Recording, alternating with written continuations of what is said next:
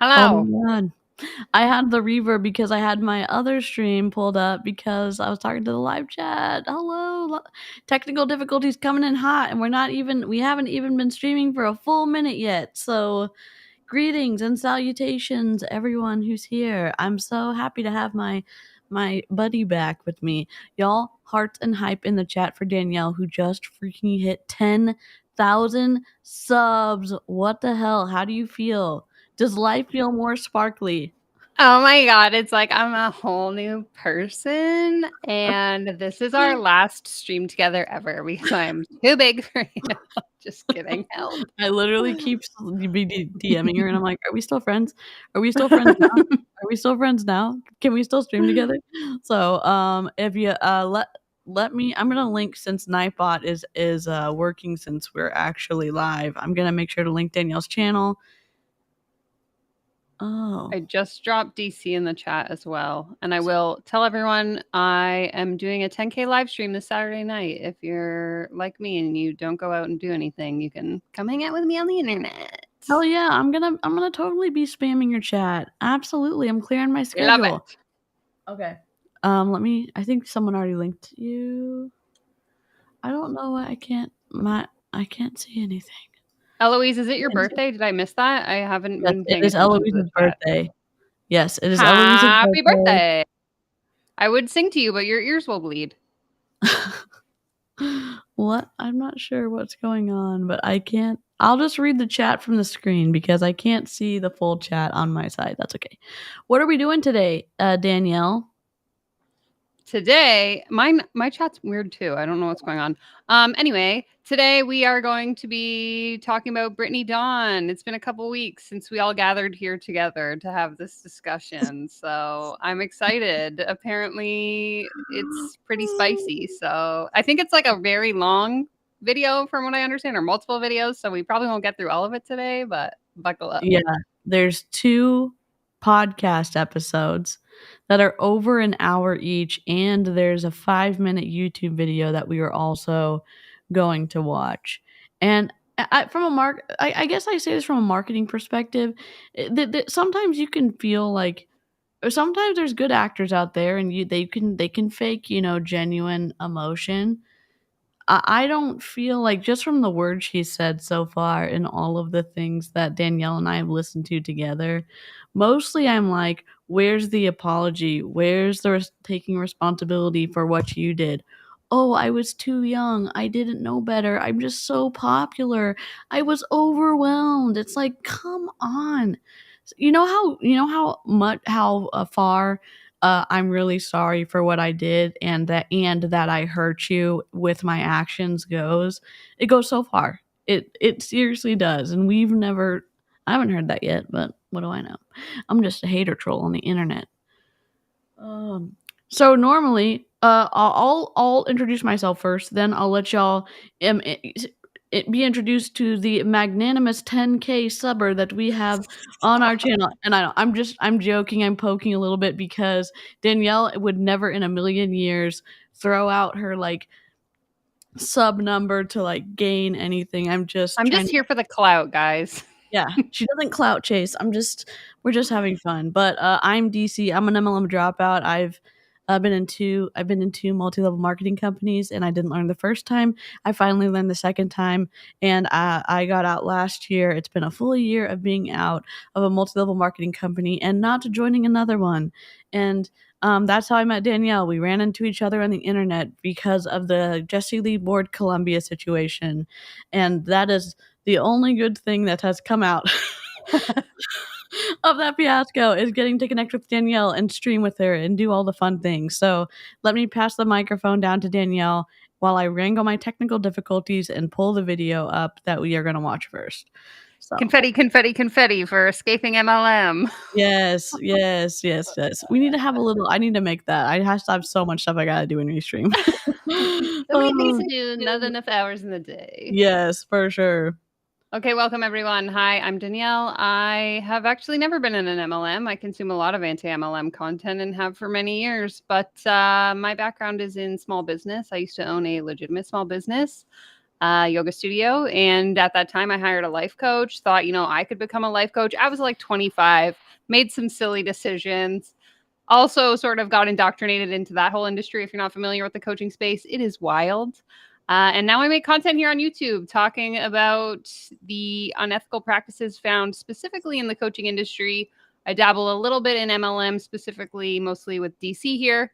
And we like to have a good time. So thanks everyone for being here. I will drop DC again in the chat.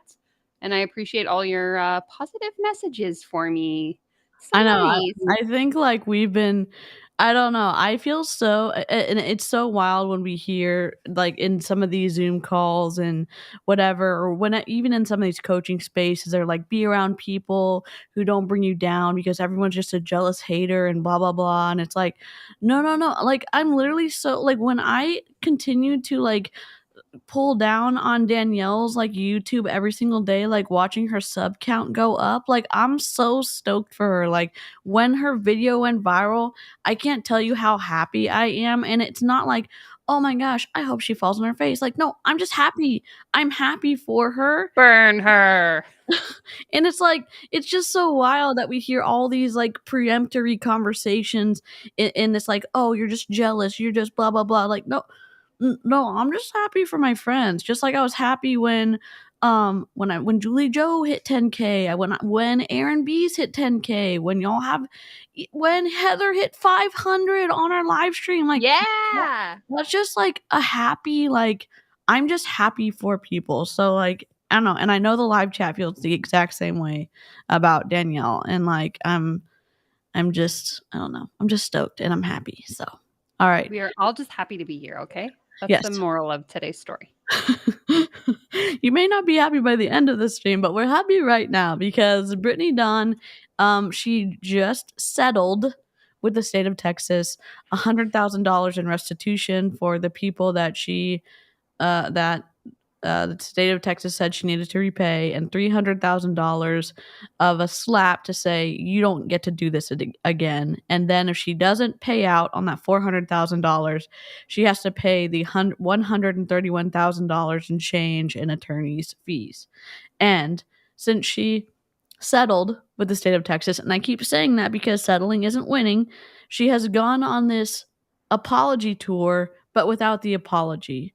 And it's been wild, especially since like she was in the coaching space. Brittany Dawn was in the coaching space, and now she has moved into the religious coaching space. So I'm so glad that our expert coach debunker is here with us today, Danielle Ryan, and I'm so glad. I'm so glad. So here we go. Okay. Oh my god, that's too big. Where she's going on the bottom. I don't know how to turn her down. Why is she so loud? This is 5 minutes. In 6 seconds, you're never gonna get back, okay? Not sorry. Here we go. Welcome back to my channel. By the title of this video, you guys already know what this is going to be about, but it's going to be a little different than you guys probably expect. Okay, can I just ask a question? I know I'm like the pause champ or whatever, but why are you recording in your vehicle with your AC running when you have a very expensive house you could be recording in? Like, or at least turn the AC off. I know we're in Texas, but like this is 5 minutes of you recording. Like, we can't hear anything. Or she probably has it in the budget to buy like a lapel mic that would cut that sound a little bit. You can get those on Amazon for like $20 Canadian. Oh, yeah. Oh, also, you see Danielle's pop filter on her microphone. I sent her a video of someone doing a recording yesterday, and they were using the pop filter as a chin rest, like that, recording like that. Hey guys, welcome to the show. Hope you're having a great day. I was just like, I don't think this is how you use a pop filter. And oh my god, it was just like, it's just stuff you run into the internet. You just can't make it up. You literally cannot make it up.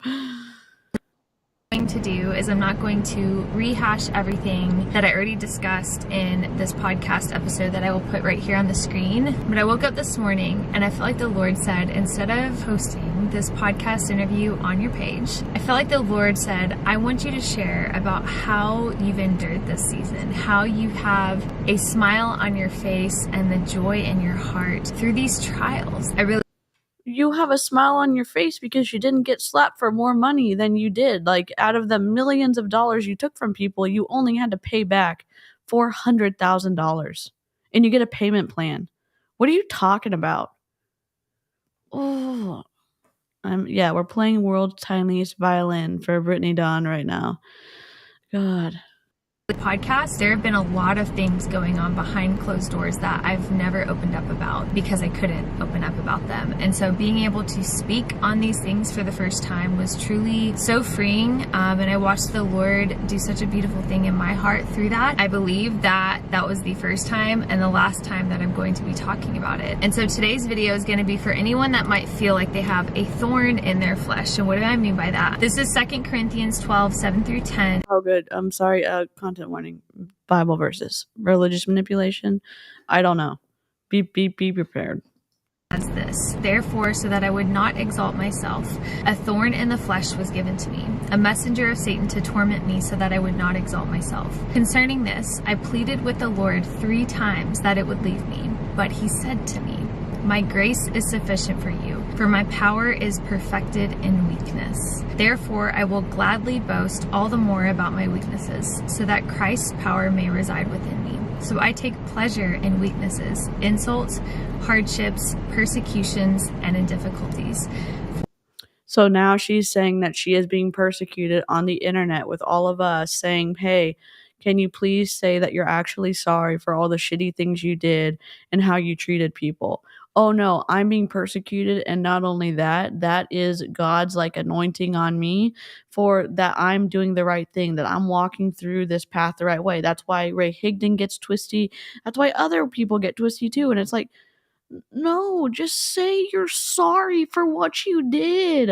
Seriously, that's not that, they're like the gates of hell coming against you. That's just like regular people saying, hey, remember the humanity in yourself and remember the humanity in others and like be a decent human being. Nah, accountability is it ain't it. It ain't it. The sake of Christ, for when I am weak, then I am strong. In 2 Corinthians, in this scripture, Paul asks the Lord 3 times to remove the thorn in his side. And while I'm not here to speak on theology as to what that thorn could have been, there's a lot of different assumptions out there. Paul asked the Lord 3 times, Lord, remove this thorn in my side. And instead of the Lord removing it, which he very well could have done, he told Paul that this is good. This is going to keep you close to me, that this is going to keep you humble. This is going I'll let her keep talking, sorry. This thorn is actually doing you a good thing. And I can't help but think and look back on my life, back on the last 4.5 years, and think of every moment that I felt like I was at my lowest low. Every breaking point I faced after walking through the fires of everything I have, I can't help but see the Lord's gracious hand in those moments. Those were the times where I felt the closest to him. And what's beautiful about all of this is that So she's saying that she gets to feel extra close to the Lord because of what she did to other people by taking advantage of them financially and treating them in a way that no business owner should ever treat any customer, and that was actually supposed to meant to happen, or she's glad it happened because it brought her closer to God. What twisty world are we in right now? I don't understand. It's like a very selective interpretation of religion. Yeah. It's like pick and choose. It's just exactly. It feels like the like when you those little cookies that have the fortunes in them, fortune cookies. Yeah. It feels like that. Like you have a bowl, you open one up, Bible verse, meaning, and you do that over and over again with how she is reading. And no disrespect, if you're a good human and you're a Christian, there's no disrespect to y'all. There has to be something to be said of the context with what books were written like there were certain books in the Bible that were written and they're specifically contextually important historically when they were written. It was either written specifically for someone or whatever, and you can't just you can't cherry pick a verse and say, oh, here in my context of 2023 it applies exactly like this, if you don't understand the historical context of what it was written in. I'm not trying to go into like any religious stuff. I'm just saying you can't do that, Brittany. Oh. Lord's grace is so much greater than a thorn. Maybe your thorn is a person in your life. Maybe your thorn is slander. Maybe it's a situation that you've been praying for the Lord to remove time and time and time again. Whatever it is, whatever that thorn in your side is, it's drawing you near to the Lord. Because while He very well could remove that thorn from our side, that's the very thing that keeps us close to Him. It's the very thing that keeps us in prayer. It's the very thing that keeps us worshiping. And I just want this to be a message of encouragement to the one who's walking through the flames and the fiery darts of gossip, of slander, whatever it is. Slander literally has a definition, libel has a definition, and us giving our opinions about your behavior that you admitted to isn't slanderous. That's why we're taking a video of you speaking and then having a commentary about it. What are you talking about? And you know what the absolute defense for slander is? The truth. Okay? So let's not like throw words around that we don't understand. God.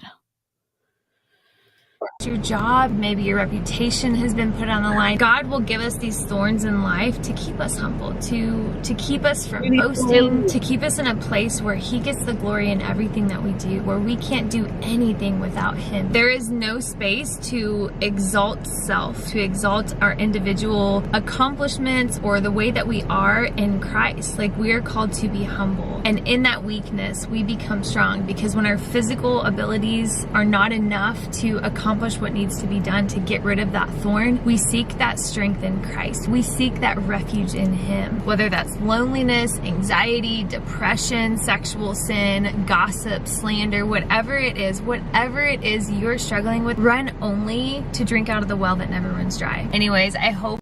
Or go to a lawyer if you are actually being slandered or there's libel, or if you're like in trouble.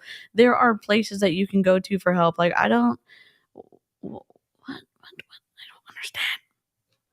Okay, she's still gonna talk for another minute. I don't even know what she's gonna say. I thought she was about to end, but she's not. Just repeat herself again. Oh God. This encouraged someone today. I could easily sit here and talk about all the things that I've lived through. I could easily sit here and share all of that all over again and rehash it and bring it back up to the surface, and I already did that in the podcast. I don't have a desire to do that again, but what I do want people to know is how I've endured that, how I've navigated the fiery darts that have been thrown at me. And again, as a believer, as the body of Christ, those times are going to come. The only way that I have made it this far through all of this is by the grace of God, by seeking out the Most High, by running to Him and not to myself, by looking upward and not inward. God has all the answers that we don't, and the sooner we come to know that, the better. I hope this message encouraged anyone listening that is also walking through their own fires right now. In Jesus' name, you will see life and life abundantly. As always, thank you guys so much for stopping in, and I will see you guys in the next vlog. Bye. We didn't even. Okay, that's fine. Remove. I believe the 6-part series is now canceled, is what she's saying. We don't deserve the 6-part series because she explained it all in part 1. Yes, we do have her podcast that this is what it's called. Where is it? Speaking out all the times I've been canceled. And I'm only going to say this. Apparently, canceled is spelled differently in different parts of the world. And I did ask Siri before I spelled it. And then I saw that Brittany Dawn, who lives in the same state that I do, spelled it the same way that Danielle does, who lives in Canada. And so am I going to snark a little bit on that? Yes, only because this magnanimous, super sparkly, super strategic PR train that she has been on for the past, since she settled with the state of Texas, I just think it could have had more thought put into it. And so we didn't get that. And here we are. And it could have been that her PR person is, you know, a remote person.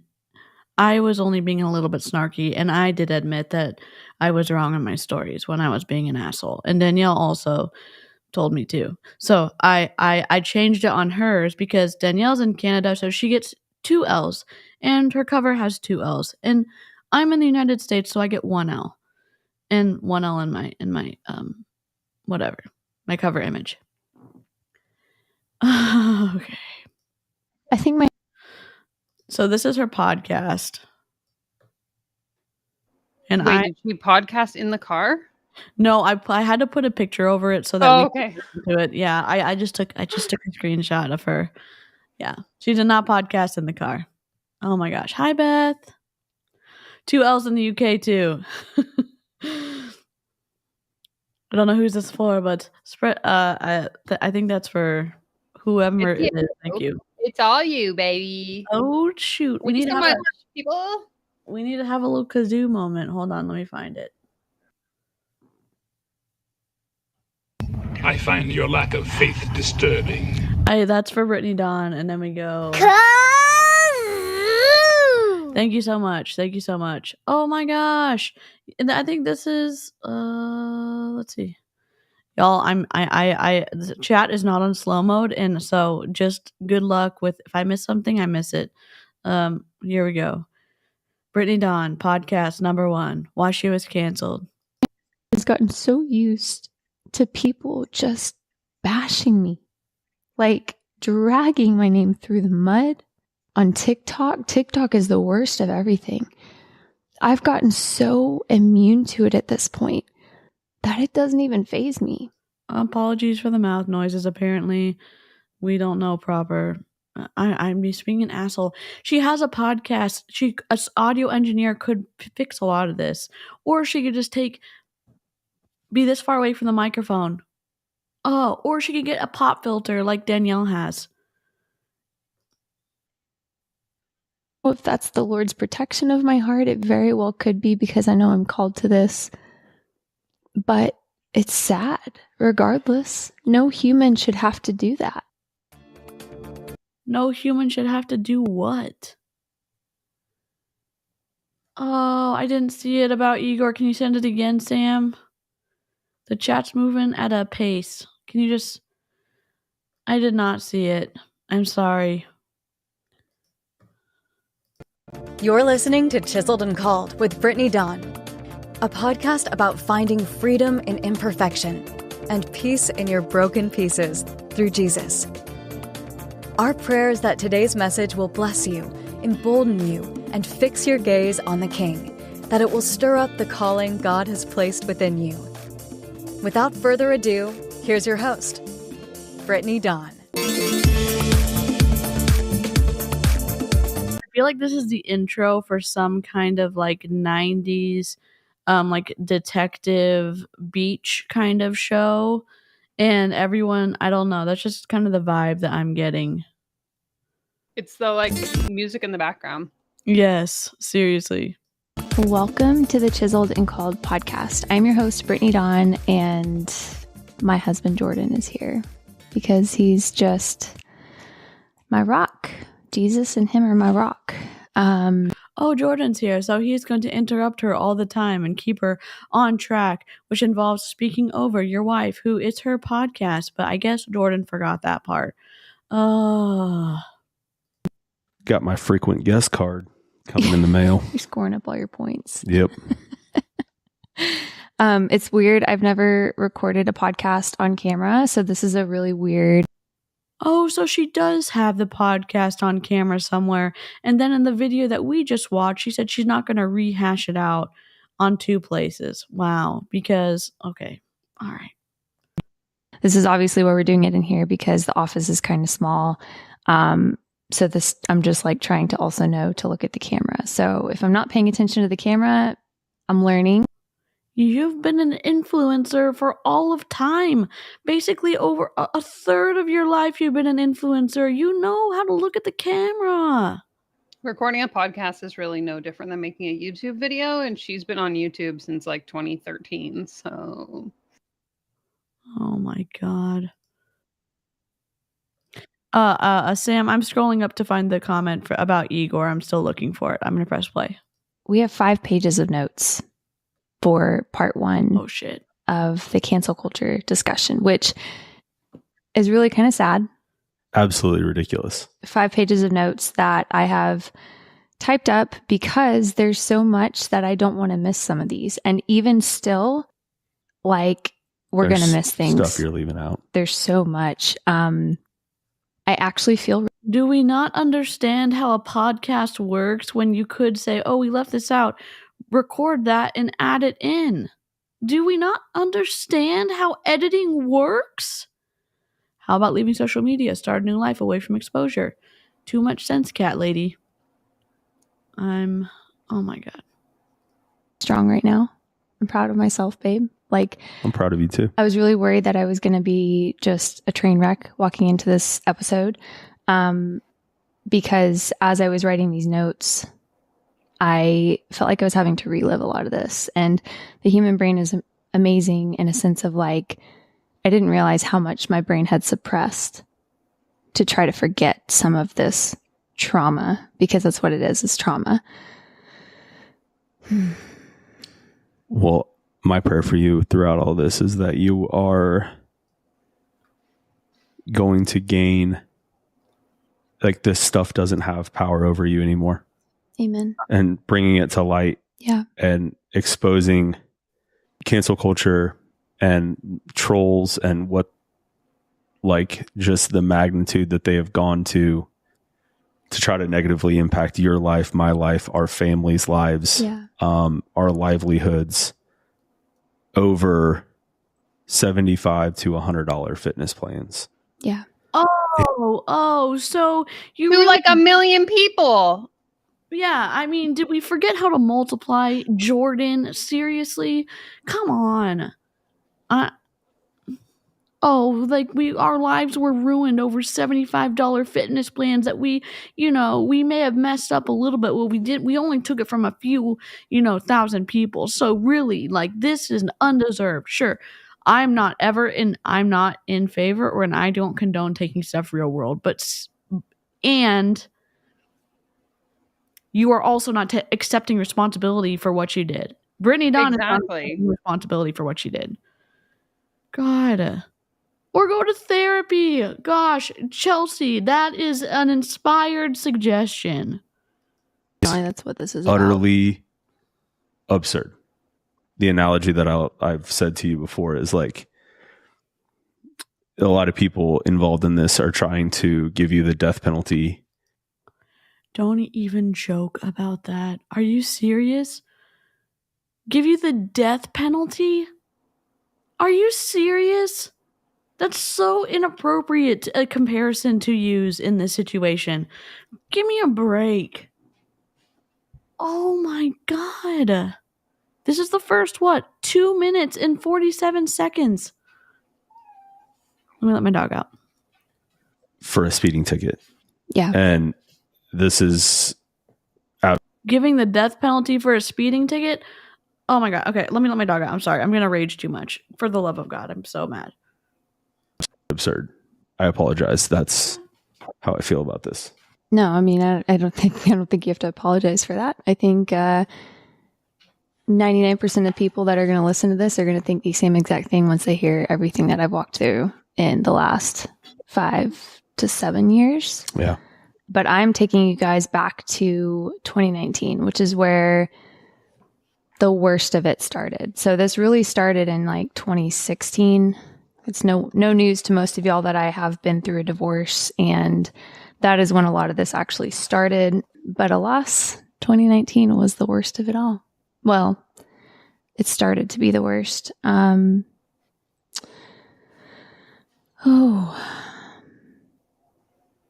good. Start from the... Jordan, stop. She's done every single podcast without you up to this point. It doesn't really... I know some people can be supportive. I'm sure that Danielle's partner is supportive of her. I'm sure y'all in the chat, some of y'all have supportive partners. I'm just saying she's done all these podcasts on her own. She doesn't need you, like, helping her I don't know, like, talk through this, and it could have been edited out.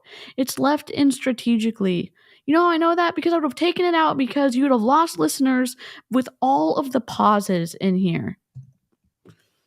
Oh. I don't know why I'm so mad. I'm just like, not taking accountability for your stuff, I guess, is just rubs me the wrong way. And then him, I don't know what the right word is. He's treating her like a child in some ways. Like she's not an equal partner with him. That she's, I don't know. That's just the undertone. I don't like it. Always. He's always like, I don't know. I feel like he tries to portray it as like comforting her, but it's more like keeping her in line. Yes, that is how it comes across. Oh my God. And Crystal, thank you for gifting 5 DC memberships. That's so kind of you. Thank you so much. So 2019 was easily the most horrendous year of my life. If you haven't listened to that episode or the video before this one, I want to encourage you to please go take a minute to go watch that or listen to that. Because it just shares a lot. It sheds a lot of light. It gives full context to everything that I'm talking about when I say that 2019 was the worst year of my life. I went through cancel culture. I made mistakes. What cancel culture? How many followers does she have on TikTok? 1 million? She has a lot on TikTok, right? It's a lot. I'm going to look it up. Let's see. I'm going to look on Instagram. Unless she's blocked me. Maybe she hasn't yet. Oh, that's just me talking. Brittany, Brittany has 484,000 followers on Instagram, so I don't see the cancellation happening. Oh, did I get blocked? Danielle. No, wait. Maybe I did. Oh God, TikTok. Or she got rid of her account. I don't know. I can only see someone with 200 followers. So. Oh, okay. So this is a story about I'm sorry. I'm trying to find Brittany Dawn. Brittany. Did she block me? Maybe she like closed her account. Maybe she was getting too many. Oh, she blocked you. She blocked you for sure. Yep. Perfect. She's at 1.3 million followers. Oh my God. So how is that? You know, in cancel culture, and she's getting, I don't know if these are good numbers. It doesn't look like good numbers for how many millions of followers you have, but you have 40,000, 60,000, 26,000, 523,000 views, 68, 106, like 90, like not awful, not great for one. I don't think great for 1.3 million, but just like, what about that says cancel culture to me or to you? Yeah. You're an expert. No. Danielle's popular on TikTok. She knows all the things. She like, that just doesn't say cancel culture to me. That's just all I'm saying. Definitely not. My business grew up fast, blew up fast. I didn't manage it correctly, and things slipped through the cracks. I didn't manage it correctly, and I was the one that chose to not do the right things. She keeps shoving off responsibility onto some unknown entity, and it's her. She's the one. Exactly. I made mistakes, and I took full responsibility for that. I took full accountability for that. When? And I just when? Yeah, when? I'm looking for Sam. I'm looking. I'm looking for what happened to Sam's dog. Sorry, I'm just taking it. Oh, Sam said Igor's allergic to grass. On meds, has cream for his legs. I wash his feet with hibiscus scrub after walks. Has special food. Oh, I'm glad that he's feeling. I hope he feels better soon. I'm sorry that happened. Oh my God, there's so much of this podcast left. Oh my God. My life has been a living hell since then, and it's really hard for me to open up and share all of this because I've never talked about any of this publicly. You have. I can count on one hand the amount of people that know these things that I've lived through, and It was 1.3 million, one of the hands that you can count on, because you've talked about this on YouTube too. You've talked about this on TikTok. You've talked about this on your podcast. You've talked about this on, I don't know what to tell you. I'm sorry that I don't have more like cushy feelings for you, but you keep saying you haven't talked about this, and you literally have alluded and talked about it. You've been dropping hints for forever. God. By the Lord's moving hand, I lived through it, because there was a time in my life in 2019 where I was fighting for my life. Man, I said I felt strong, babe. You're doing great. I think you have every right to be emotional about reliving these moments, to make these notes, and to talk through this is a really, I liken it to some of the guys that I've become, brothers with and have worked with, and some of the guys that I know from the police department and worked with on the police department, absolute just utter warriors who can't talk about some of the tragic things that they've gone through in their lives, and some of the things that bring back really, really dark times and really bad thoughts. And it is 100% okay to be emotional about those things. Thanks, babe. So thanks. I needed that, because I was so proud of myself for feeling strong, and now I'm just like, what the heck?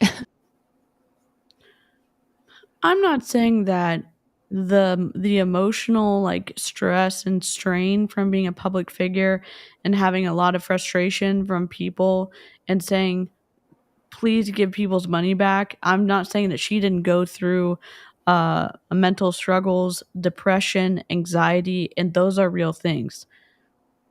There's also something to be said for owning and taking responsibility of what you did, and not shoving it to the side, or blaming it on your age, or blaming it on your popularity, and you saying like, yes, as I work through this in therapy and learn how to live and not continue to shame myself over this, that I can also take responsibility and learn how to process this in a healthy way. I find it a little twisty that he is comparing what she is doing through like what people go through, I'm guessing with like the military or as a first responder. I'm just shrugging a little bit, and I'm not shrugging a lot. So, yes, and I'm sorry, some of the shit the police officers see during their jobs is horrible. Nowhere near being canceled on social media. Great point. Go ahead, sorry. I can make a little addition to this conversation. I actually used to be a first responder. I was a volunteer firefighter for 5 years. And I saw some pretty traumatic stuff, as I'm sure you can imagine. And I've also been an influencer. I've never been canceled per se, but I've had my fair share of like lashback on things that I've posted before. And it's like, no, absolutely not. Absolutely not. Like people have been saying in the chat this whole time. I think if I ever reached the point where like I actually got canceled, I would delete my social media. I'm not going to keep trying to reinvent myself and like excuse whatever I did that was so offensive. It's like, just get off the internet and do something else. Yeah. And I'm glad like the chat and have someone like Danielle on here who is both and can say like, it can give like from their experience, like it's different. It's wildly different from being a first responder to being an influencer. I don't know. It's just, I don't. It's actually like a little bit offensive that she would compare the two. Yeah. Yep. So 2019 was easily the darkest year of my life. I don't say it lightly when I didn't want to be alive after I walked through these things that I'm about to share. So everything went live with the video that went viral that led to media headlines and news headlines and videos being made about me. And it was all over the internet. And it made me feel like I went from being this average girl to the most hated person in the world. And I know that wasn't the truth, but that's what it felt like. It felt like I went from just living my life like every normal person does to being fearful of my life, like being fearful that I would see another day, and not necessarily just for the lack of wanting to be alive, but because of the things that people were saying and threatening me with and showing up. And so, this is so much. I'm like shaking again, babe. You're good. You're good. This is a lot harder than I thought. Well, can I interject something? Of course, Jordan's going to interject. Of course. What are you going to say, buddy? I've got a lot of big feelings about this. I don't enjoy Brittany Dawn's like how she behaves. I especially don't enjoy how Jordan interacts with Brittany Dawn. Like in terms of having a guy come in and make someone feel smaller, and the way that she changes how she behaves when he's around, it's a red flag for me. But I'm not in the middle of their relationship. I'm just listening to what I'm hearing on their podcast or see what they do on their social media. It's just, I don't know. Jordan's about to talk again. Buckle up. That video, and we hinted at that, and we talked about that video in the last podcast, babe. And that video was, in my opinion, the first form of cancel culture that you went through. The exploitation, which, in case you don't know about the video in and of itself was under false pretenses. It was the portrayal of a father. Of that, I'm sorry. You had thousands and thousands and thousands and thousands of people that over the course of your business, you had millions of dollars come in over the course of the 6 or 7 years that you had your business. Well over, I think, $1.5 million that had come in. So just by biology, somebody who maybe didn't get what they paid for did have a father. I'm not saying that enacting it and doing it fake and doing what they did to her was right. I'm saying that in reality, there were probably pissed off parents when they found out that their kid paid for something from an licensed person, not a registered dietitian, not a nutritionist, not anything, and someone who's claiming they could help with eating disorders, and then was getting copy and pasted macros. Do you think that maybe that could be a situation that a parent would have been pissed off? I think so. I think that's reasonable to say. Absolutely. Are they referencing the situation where the guy came up to her at Expo or whatever? Okay.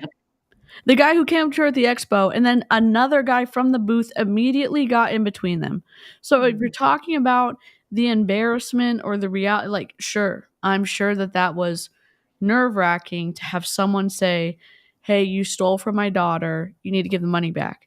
And then immediately someone from the booth got between them, so she was protected. I'm not saying that there's not still emotional shock there. I'm just saying that there were parents that probably were pissed off about what happened and how you treated their kids. I'm sure there were. Oh. Whose daughter was a client of Brittany's. The person doesn't have a daughter. They are not old enough, and at the time were not old enough to have a daughter old enough to qualify to be a client. Yeah, he's never a dad. Based off of your standards and what was required within your business. So that in and of itself was the first form of cancel culture that you went through, where you exploit and cause damage and harm. Sure, we can give you a quick update. The person below, this is just basically a picture on top of a podcast so that we could feed the podcast in without any sound issues. This is podcast number 2 of however long of a series it's going to be of Brittany Dawn's apology, non-apology tour with on the internet. And her husband, Jordan, is with her talking as well and talking over her as well. And so she is talking about the scariest year of her life, 2019, where she was an emotional turmoil over the situation of being exposed online, and then getting I don't know, she received summons or she received the paperwork that she's being sued by the state of Texas as well. And they are basically saying that the video that was done as a maybe like a media stunt, I'm not sure, where the guy came up and said, "Hey, you stole this money from my daughter. She didn't get her workout plan." And then somebody from the booth immediately came in between that guy and Brittany Dawn. There's no physical danger there. I'm not saying what he did was right and bringing it real world. I'm saying in hypothetical, with all of the people who were her alleged clients and bought from her, some of them who didn't get what they paid for must have had parents, and some of them probably did have a dad or even a mom who were pissed. I'm sure there were that hypothetical situation was a reality for some people. So, bye, Tanya. So it's just, they are saying that all of the trauma came from things, and they're saying that her being an influencer is the same type of I don't know, intensity of things that you experience as a first responder. And Danielle, who was a volunteer fire department volunteer firefighter for 5 years, said it's not the same. So, oh boy. Someone else for likes, clicks, and views. Yeah. Now, by all means, I feel like all power to that person. If it was a legit, if they have that platform and their daughter or themselves was a customer. Travel has been yeeted from the chat. I blocked him, I think. Oh God, is he blocked? Let me block him. Let me see. I tried to block him. That didn't get a program, didn't get a fitness or a meal plan. Come say something. He should be gone now. Happily. That's okay. You're justified. Use your platform. You're validated. Use by all means. But yeah, the problem was none of that is true. It's all fake. It was all fake. It was for clicks, and it led people to believe that person was actually the father of one of your clients. Well, and it led people to believe that this false narrative that he was paying. You did not deliver on some of the things that you said you were going to deliver on. You actually did that. You actually did that. God. Like, which part of this? Okay, I get the video, him pretending to be a father was fake. Okay. But the things that he was like accusing you of were things you actually did. So I'm confused. And again, it's that same thing. It's similar to Jesse Lee Ward, going in, like, getting heated about something that the commentary community is not heated about. It's like grasping on to an idea that, like, we're not talking about that. We're talking about the unethical blah blah blah, and then they're tying on to, like, they're getting heated over something that we're not heated about, and they're saying, "Oh my gosh, we were so wrong by this situation," and it's like, no, you got in trouble civilly with the state of Texas because you didn't give people what they paid for. Holy moly. And not only that, you also got slapped with "do not do this ever again" fine. So $400,000, which is small drop. It's a small drop in the bucket with how much money you got from people. Oh my God. You can if you want to. Cassidy Campbell.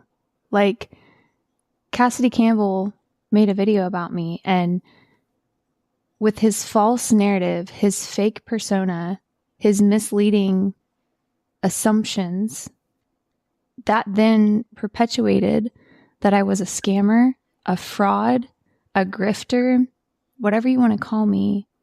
And that has been my reality that I've had to live through for the last 4.5 years. And that has not just affected me online in comment sections or media headlines or podcast titles or people talking and saying whatever they We're not saying whatever we want about you. We're saying the behavior was wrong, that if you offer something that you should follow through on it, that you shouldn't say you're an eating disorder expert when you have no training, you have no clinical training, you have no degrees to say that you can offer that to someone else. You are just someone who got skinny based off your own workout programs and then sold your own workout programs to other people and said that they were going to be customized, and a lot of people found out they weren't customized. So I mean, let's talk about reality for a situation. Like, I don't even own a business.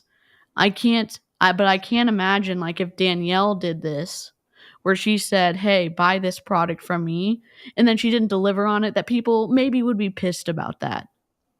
I'm actually going to do this. I'm going to start selling a course on how to get 10K subs on YouTube. And I'm going to charge everyone $150. And then I'm not going to put any lessons in the course content, but I will take your money. So, or link is down below. Yes, and or like Jessie Lee Ward says that she has a for sure plan for people with below 1,000 subs to get a brand deal automatically every single time. You would probably have that kind of course too listed under what you're offering to sell. Absolutely. Anyone you want to learn how to make money on the internet, I will teach you. It will be $150 minimum. Yeah. And the more you pay me, the less you get. So. Yep. Me.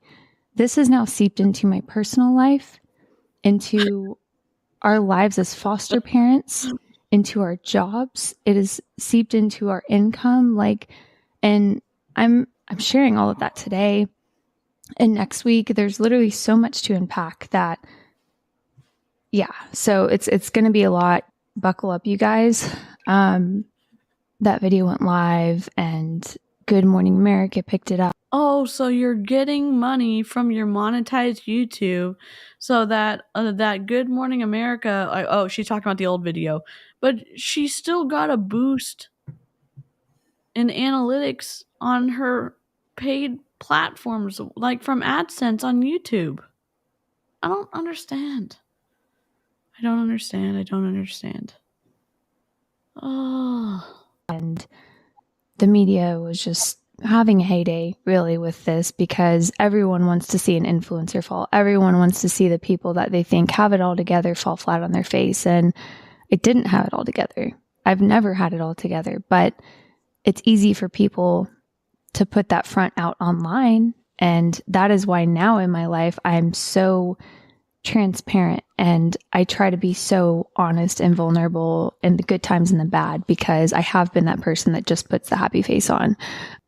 Maybe when you use the audio from a small creator, and a content warning, miscarriage, when you use the audio from a small creator and didn't credit that very small creator, that she, with her own voice, talked about specific situations that she had come up with in her fertility journey, and you used it without her permission or even crediting her, and she reached out to you, and then you deleted comments on your own TikTok and stuff about when she was saying like, hey, this is my audio, please at least like credit me, like this is very personal story to me. Like, you're saying you're being so open and authentic now, and that's how you're treating people. I don't believe it.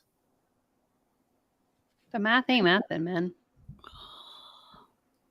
man. So when all of that went live, I remember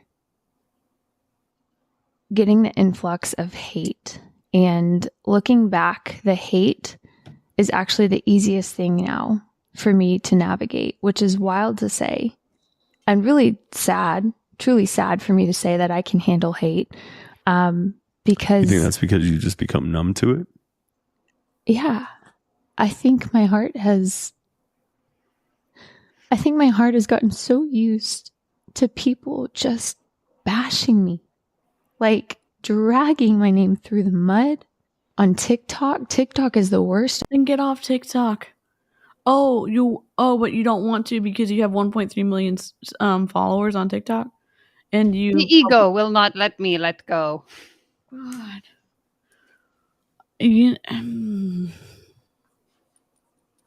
I don't know. And obviously she has to make money to be able to pay back the state of Texas. I understand that. I'm just the story doesn't make sense. How she is telling the story doesn't make sense. And I'm not saying like it has to be perfect. I'm saying what she's saying is like one red flag after another, and I'm just confused by what I'm listening to. Thing. I've gotten so immune to it at this point that it doesn't even faze me. And I don't know if that's the Lord's protection of my heart. It very well could be, because I know I'm called to this. But it's sad. Regardless, no human should have to do that. No human should have to get scammed out of their hard-earned money, and then they give their money to a business owner thinking that they're going to be purchasing something, and that owner doesn't give them the product that they purchased. People shouldn't have to experience that. I mean, sure, there are a lot of other awful things in the world that people have to experience, but scamming shouldn't be one of them either. Okay? Like, let's look at this logically. What you did was wrong. Intentionally or unintentionally, people lost money and they didn't get what they paid for. And they purchased something under the false pretenses that you knew how to help people out of an eating disorder. So, like, those are the issues that we are talking about. Oh my God. If she would just write a shitty little song on the ukulele, this could all be over. Where's Colleen Ballinger?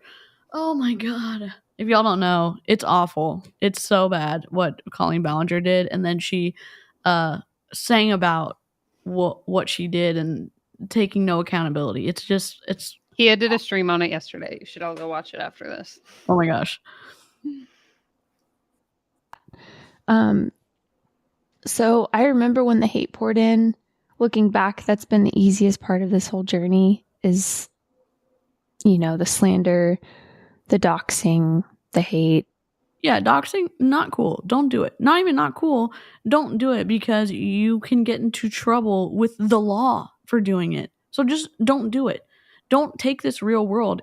I know y'all won't do it. And probably the people who do that aren't going to be here in our live chats either. But there's a way to discuss ideas without putting someone in danger by sharing their address online. Okay? Oh.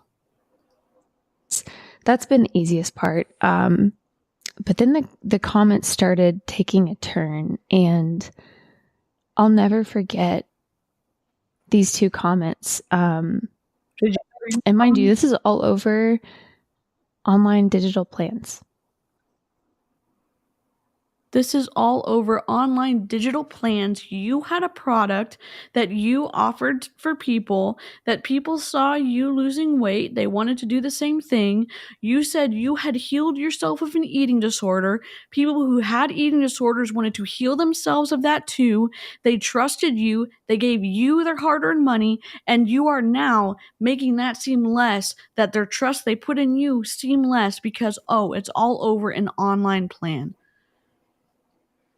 Yeah, they're really minimizing what it was that happened with like that comment of like, it's just an online plan, or for a $75 to $150 offer. It's like, yeah, but you didn't just sell one of those offers to one person. I feel like, I don't know. And some people might disagree with me. Like, I'm not condoning scamming in any case, but if I sold an online course for $150 to one person, okay, yeah, that's really shitty and I shouldn't have done that.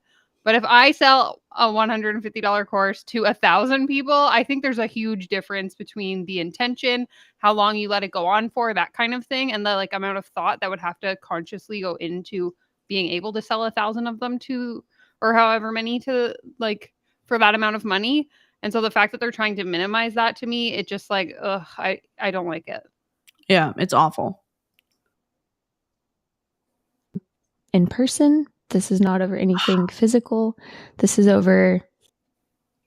She just said this is not over anything in person. It was personal for the people who had eating disorders who wanted help with it. It was personal for the people who wanted to lose weight and reached out to you because you had built up trust online, and they gave you their hard-earned money, and you said you were going to give custom macros or generic macros or whatever you said. It was personal for those people. So you saying, it wasn't in person, so it was less of a bad thing than I did. you need to look in the mirror and realize like what you have done, Brittany. Seriously. Paper. Literally paper. I remember these two comments will forever be ingrained in my head.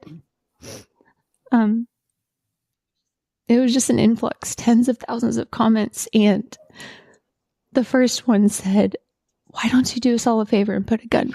Okay, that's not okay. Also, live chat, I'm sorry for not content warning. They're not going to give us any content warning. They're not going to give us any trigger warnings. If this is going to be like too nervous for y'all to like continue watching, please hop out, because apparently they don't give a shit about people's mental health. So we're just here now. And that shouldn't have been said to her. It absolutely should not have been said to her. There's so many ways that we can talk about behavior and then also not wish harm on someone else. There is and we can talk about so many of the behaviors that Brittany Dawn has participated in and continues to participate in, and also stay away from doxing and wishing harm on someone else. And that's not okay.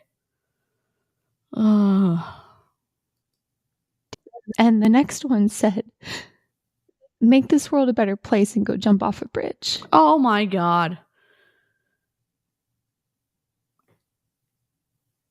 No, absolutely not. Absolutely not. And again, I think Danielle is the same thing. We can remember the humanity that we have and remember the humanity in others and talk about behavior and still say, and again, I know this is naive of me. I still hope people change. I hope people come to the point where they can pivot. I've seen people pivot and change. There's, and you know, like I'm still holding out a small hope that Jesse Lee Ward changes. I'm probably the last person on the internet who gives a flip. I get it. I hope that Brittany Dawn changes. But wishing death upon someone else, it's a no for me. And I know like Danielle is on the same page. It's like absolutely not. God. And I was in such a dark place in my life at that time. And then came the death threats. It was, "Take your life. We'd be better without you, Brittany. And if you don't do it yourself, we're going to." That's what the narrative was. And the death threats were so overwhelming. I was a single woman living in Dallas by myself, absolutely terrified to even leave my own home. People that never knew me. Oh my God. They didn't know me previous to any of this stuff that went viral. And you want to know what the sad part is, babe? The scariest part of that is the majority of those death threats came from men.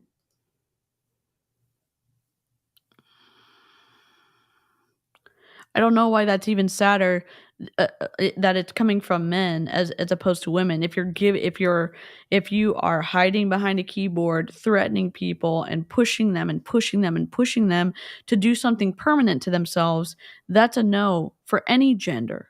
That's a no. Like that's just a no. Also, and like I don't know if this is a helpful contribution, but one thing I've noticed from a lot of the like hateful and harmful comments I've personally gotten on TikTok is that a lot of those accounts are like 12-year-olds. They're not even adults. It's like children on the internet that don't have parental supervision and are just being silly. So I'm not trying to like minimize the fact that people shouldn't be making comments like this, but it's also just like, I don't know. I try not to take anything too seriously because people on the internet are idiots, myself included. Yeah, and again, it's like as a weeping willow, and I know there are several of y'all in the chat. I can empathize with like reading comments and then feeling super low reading them. I get that, and then also getting to be around Danielle and people like Aaron and Julie Joe who've kind of been in the space longer, and say like sometimes it's a deep breath and like be able to step back and get a different perspective about things, and then. If there are things you want to change. If there's stuff you don't want to change, don't change. You know? So like there's also power and like stability in finding people that help you gain a different perspective. I hope that Brittany Dawn, obviously, I'm glad that she did not do something permanent to herself. I'm glad that she didn't, even though she is here today continuing to avoid responsibility for what she did. I wouldn't wish harm on anybody. And I guess I'm hoping that someday there's change of behavior.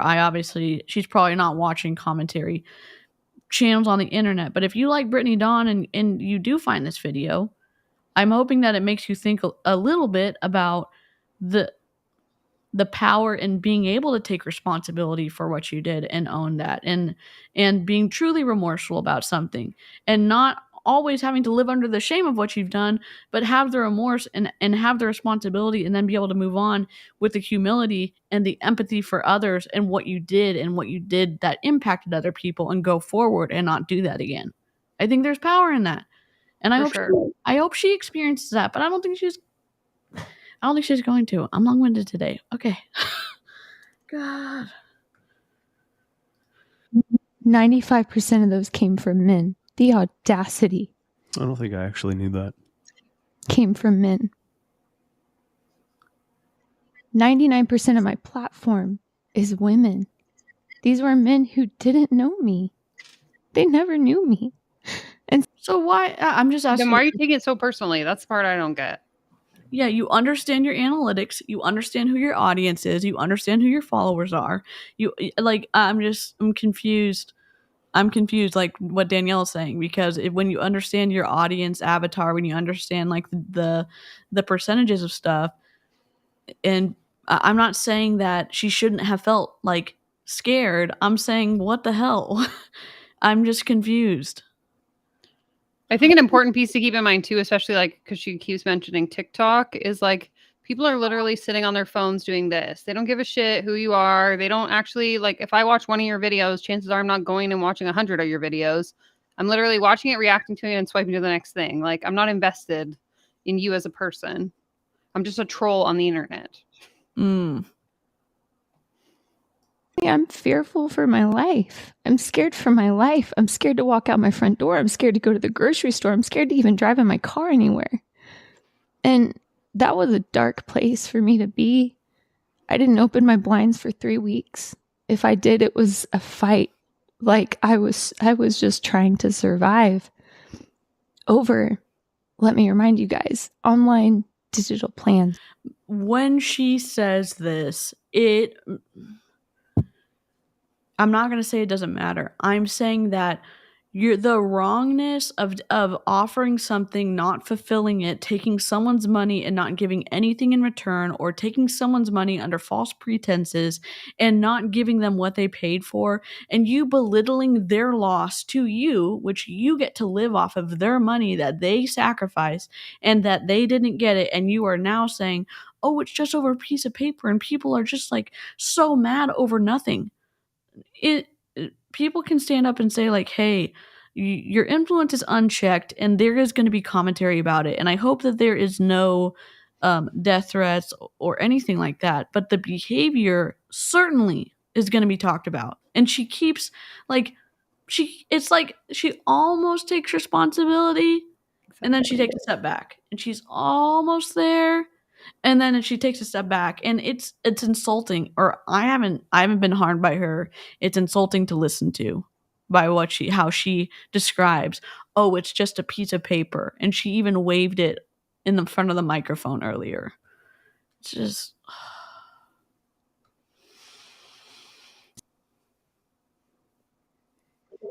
and so I've seen I've seen a lot of the cancel culture comments and the hate and all of this stuff. And it just boggles my mind, because it's that much. We're going to do an entire episode on Reddit and the Reddit pages and the people that we know, some of the names that we know that have been behind. So you're going to dox people. So you got doxed, so you're going to dox in return. Okay. That makes me mad. I've done a video on doxing. I'm not for it at all. the fact that the Della Vlogs people doxed their scammer as well when they know how to redact stuff and they purposely left her name fully visible. Just I'm not here for it. And then them threatening now, oh, we know who you are on Reddit, and now we are going to fully expose every single name. Okay. Why don't we're I don't know. I don't know. I'm just like I'm overcome with frustration about the situation that they are looking for every single piece of like feel bad about what's happened Exactly. to us, but we will not feel bad about what we did to other people because we have deemed the harm that we did to other people as insignificant because it's just a piece of paper. And the fact that they literally just spent 5 minutes talking about how, okay, all these people left comments that said XYZ and this is how it made me feel. And then they follow that up with, so now we're going to make a video where we make comments about people. Like, how do you, like, oh, Yeah. the cognitive dissonance is just, It's screaming at us. It's so loud. Seriously. It boggles my mind where our culture, our society has gone to, that you can hide behind a fake username, Twitter handle. Because the majority of the ones that I've seen come from fake accounts with no followers. Yeah. It's not that easy to get followers on Twitter, BT dubs, because I mean, if you even are gonna be on the dumpster fire, it's hard to like create content that people want to follow. So like, I mean, if they created a Twitter account that they had to create to be able to search stuff on Twitter, it would make sense that they would have no followers. I'm not saying that what they're saying is wrong. I'm saying that the logic that they're using to jump like, oh, there's no followers, so of course they're fake. That's not exactly true. It's not exactly true. Cat profile picture that's not really Oh, it's not really. you're insulting all of the floofs in the chat right now. And I, like, Melissa has her floofs, and I know Sam has the floofs. I know Pandora has her floofs. I probably would have my floof on my picture if I didn't have a YouTube account. I mean, Caspian is way cuter than me. So, I mean, do not insult the floof profile picture. Seriously. And Ov, yes. Or not even probably your cat. Our society used to be at a place where you stood behind what you said. Like, as in, like, I'm going to say something. It's coming from me, Jordan Nelson. And I stand behind that. And now. Okay. But again, if we're going to get so upset about these people making hateful comments, and then we're going to say, but they're coming from anonymous accounts, like, to me, if someone says something really rude to me on TikTok, this literally happened yesterday. This guy was like being so unnecessarily rude, commenting on like 20 of my videos. I go to his profile. He has no profile picture, no followers, whatever. Then I'm like, this is just a troll. Like, who cares? Block. Okay, my days are done. Like, let's move on. Like, I'm not going to get upset about someone who isn't showing their face or isn't like having a conversation or like willing. Like, I think the content you and I make, we show Brittany Dawn. Brittany Dawn can search her name. My face will come up and she could reach out to me and talk to me if she wanted, because I'm not hiding behind an anonymous account. Right. Okay. I think that like there might be some validity in her like being offended by what I have to say if I say something rude. Sure. Whereas if I'm like a burner account, who the cares? I don't know. I don't understand the whole like the whole world is out to get me, but they're all just anonymous accounts. Okay, then delete it and move on with your day. Yeah, and the thing is, one of the things too is I try to leave some of my like comments that don't agree with what I have to say up on my channel if they have a small like inkling of respect. I try exactly. to like I'm not trying to create an echo chamber here. And one of the things is if my channel started moving in a direction that pissed off a whole majority of the people who have said like, hey, I really like your content. Hey, I really like your technical difficulties. Hey, I really like maybe what you have to say. And now we really don't. That would be a stopper for me to say like, am I off track? And do I want to like continue being like what I've done before, or do I need to make a pivot? But like they matter. They're like the people who interact in the lives. Like, yeah, we don't have an in-person relationship, but there's an internet interaction, and it is meaningful if they say like, look, you're off base, or hey, you said you don't do ad hominem attacks and you've been doing them now. Like, what's up with that? I would hope that the accountability would be there and it would be meaningful, because I do recognize the names that are in the live chat or in the comment section, you know, like, so Brittany Dawn saying, oh, it's all these hater trolls. Are you saying that all of them were hater trolls, or were there even some people who loved your account, who followed you, who were diehard Brittany Dawn fans that said, what the hell is going on right now? But you're going to group all of the hate into one category, and you're saying like you're not going to take into account anybody who's made you like big on TikTok or big on YouTube or big on Instagram. Like, that doesn't make sense to me. It just doesn't, because I assume there are some people that were probably big fans of her that maybe said like, what the hell are you doing? And she blocked them. Instead of saying like, oh my gosh, you've been following me for 6 years now and we've had great interactions, and maybe I do need to like take a step back and see what's going on, instead of being defensive. I don't know. Yeah, I don't know. It doesn't make sense to me. Yeah. Society and culture has shifted to where you can say whatever you want behind a keyboard. Yeah.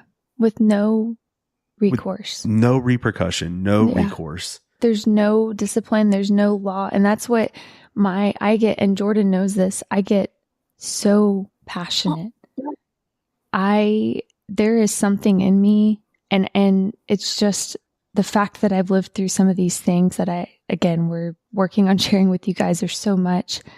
I get so passionate about cyberbullying, online harassment. There are people who are taking their lives over this.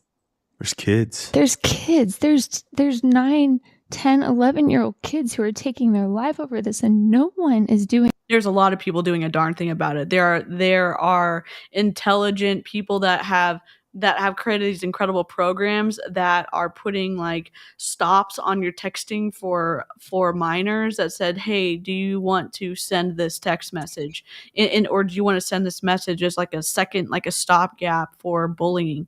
There's so many organizations out there, and guess what? The conversations are happening in homes where parents, if you have parents where they're able to talk and have conversations with their kids about the power of your words. And talking about behavior isn't bullying. Discussing ideas isn't bullying. Just as a heads up, Brittany, and it is devastating when the stress and strain of trying to figure out who you are as a person, as a young like adolescent, and you have the pressure of social media, you have the pressure from school. If you're being bullied in school and you're being bullied online, it's overwhelming. It's overwhelming sometimes, and it's like I don't know what the solution is, but to bring your situation into that, I don't think is appropriate. Mm-hmm. It is a problem that she cannot receive any kind of criticism, though, and I stand by that. Absolutely. 100%, Melissa. Oh, my God. No one is doing. We are the United States of America. We are the greatest country. Oh, my God, shut up. I'm going to say this. I am sufficiently proud to be from the United States. And if I was born in Finland, I would be proud to be from Finland. If I was born in, England, I'd be proud to be from England. I think if I was born in Canada, I'd be proud to be Canadian. I say this as you don't have to, and I guess on 4th of July, it rubs me a little bit the wrong way that there's so much talk always in the United States that, oh, we're the greatest nation in the world, or we're the greatest country in the world, when there's so many incredible countries in the world. And she is going to go on this, like, I don't know what she's about to say, but it's just, it's not for me. Whatever she's about to say, I'm not I'm not on it. And we're not perfect. Absolutely not. I'm just going to roll my eyes a little bit. On this earth. And nothing is being done about it. It is being done about it. If you actually took some time to look into it, Brittany Dawn, there is something being done about it. And there are other countries, guess what, that take a lot of internet bullying and doxing a lot more serious than the United States does. So I hope that our laws catch up to other countries at some point in time, because there's far more protections in other countries about online fluffery than there are here in the United States. So yes, I do hope that we catch up on some other things. I have contacted state representatives. I have contacted congressmen. I have contacted local representatives. Not a single one has gotten back to me because no one cares. No one. That infuriates me. You guys can probably let your heads go to where my testimony probably leads, but I will be sharing my testimony. And by the grace of God, I am still here to this day. I cannot help but think that God is going to use my testimony to make some kind of a change. And you better believe that as long as I have breath in my lungs, I'm going to be sharing this. I'm going to go knocking on doors. I'm going to make phone calls. I'm going to try to get anybody to give me 5 minutes of their time.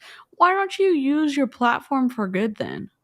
Why don't you use your 1.3 million followers on TikTok and say something meaningful and talk about the dangers of bullying without also rejecting any responsibility for what you did to your customers?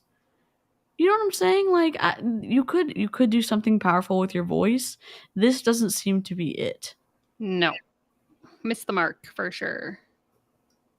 To hear that this stops with us. Because it's getting worse. It is only getting worse. The online hate is only getting worse. And I say all of that to say this.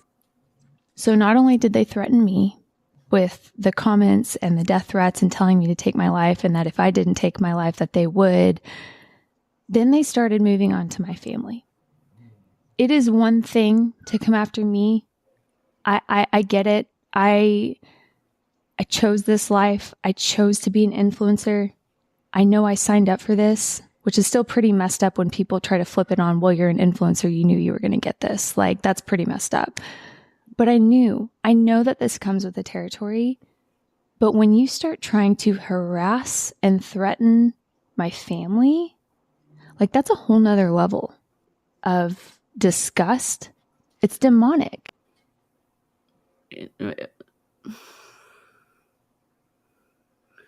I don't know what to say. It's wrong. It's wrong.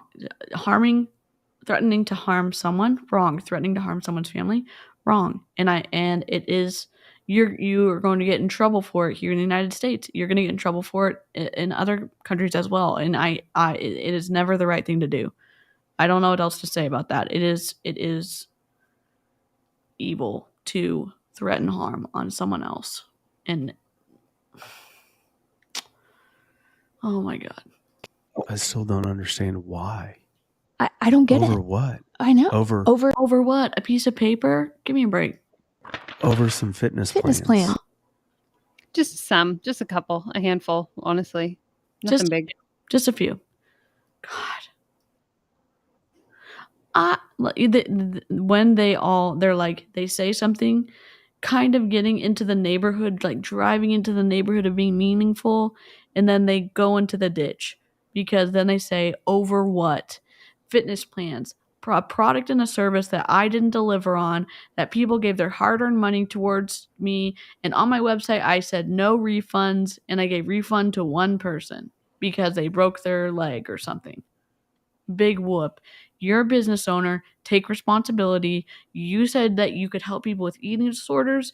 You said you could help people look like Brittany Dawn. You said you're going to give custom macros, etc. And people found out that's not what they were getting, and some people didn't get anything at all. So yeah, it wasn't just over a piece of paper.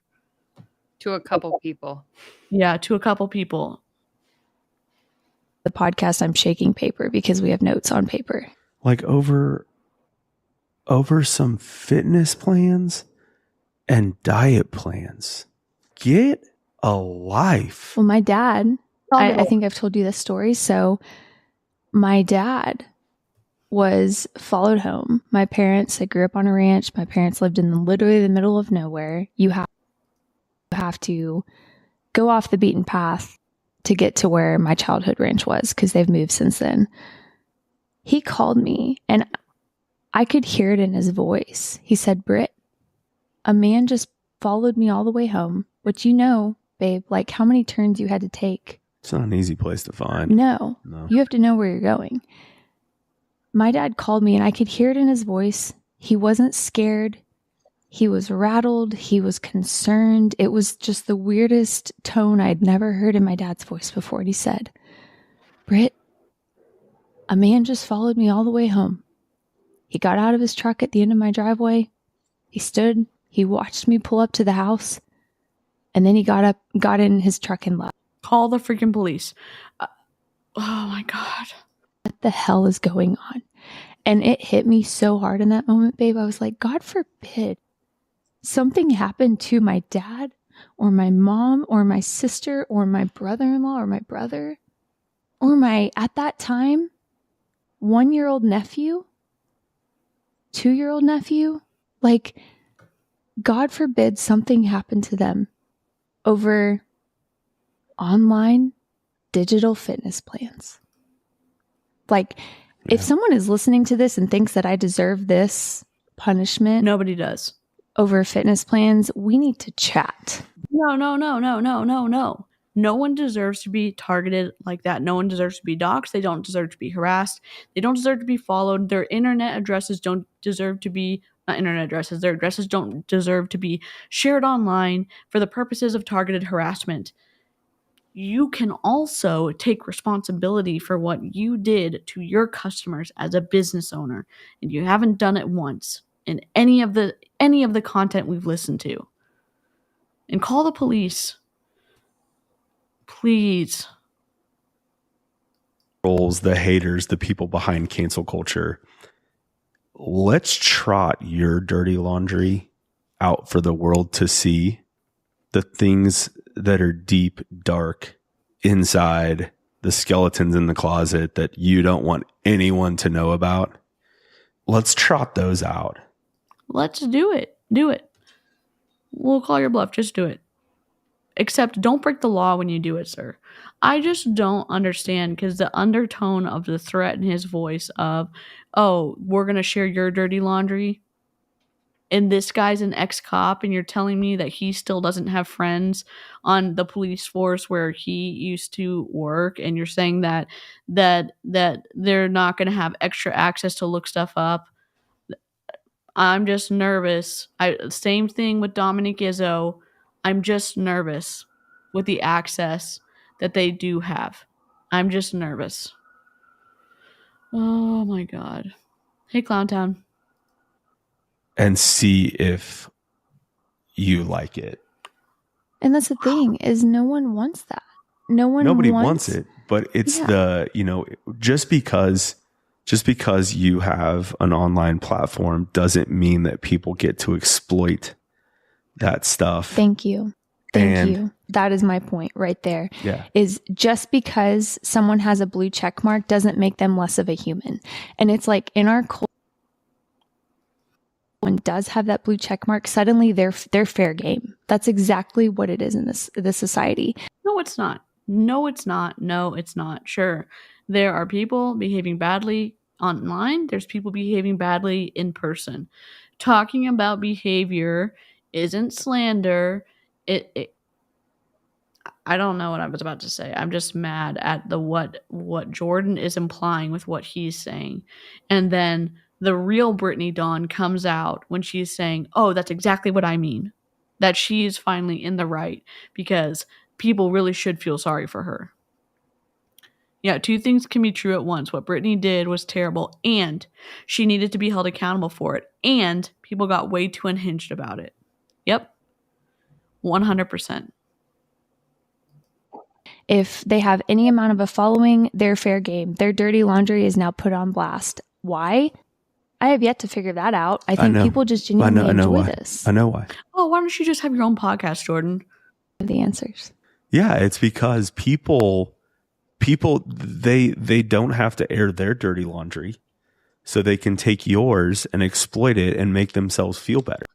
No.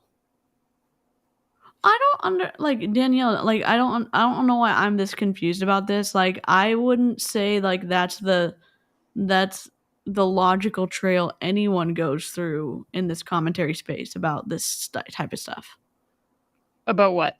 Like, oh, we're going to get to the bad details first so that we can feel better about ourselves because y'all are shitty. I don't think like no, I think like in this scenario specifically, it's like I just want her to take accountability for her actions. I'm not here to be like, oh my God, she's such a shitty person, blah, blah, blah, blah, blah. It's like, I just want you to stop minimizing what you did and just say that you're sorry. If you are sorry, I don't want it to be this like, my lawyer told me I had to say, I am so sorry. But you know what I mean? It's like none of what she is doing is taking accountability for anything she's done. There's always an excuse. It's like those people that apologize and then use the word but, like, oh, DC, I'm so sorry for treating you that way, but blah, blah, blah, blah, blah. That's exactly what she's doing here. Yep. Our culture needs Jesus to learn how to love one another. Yeah.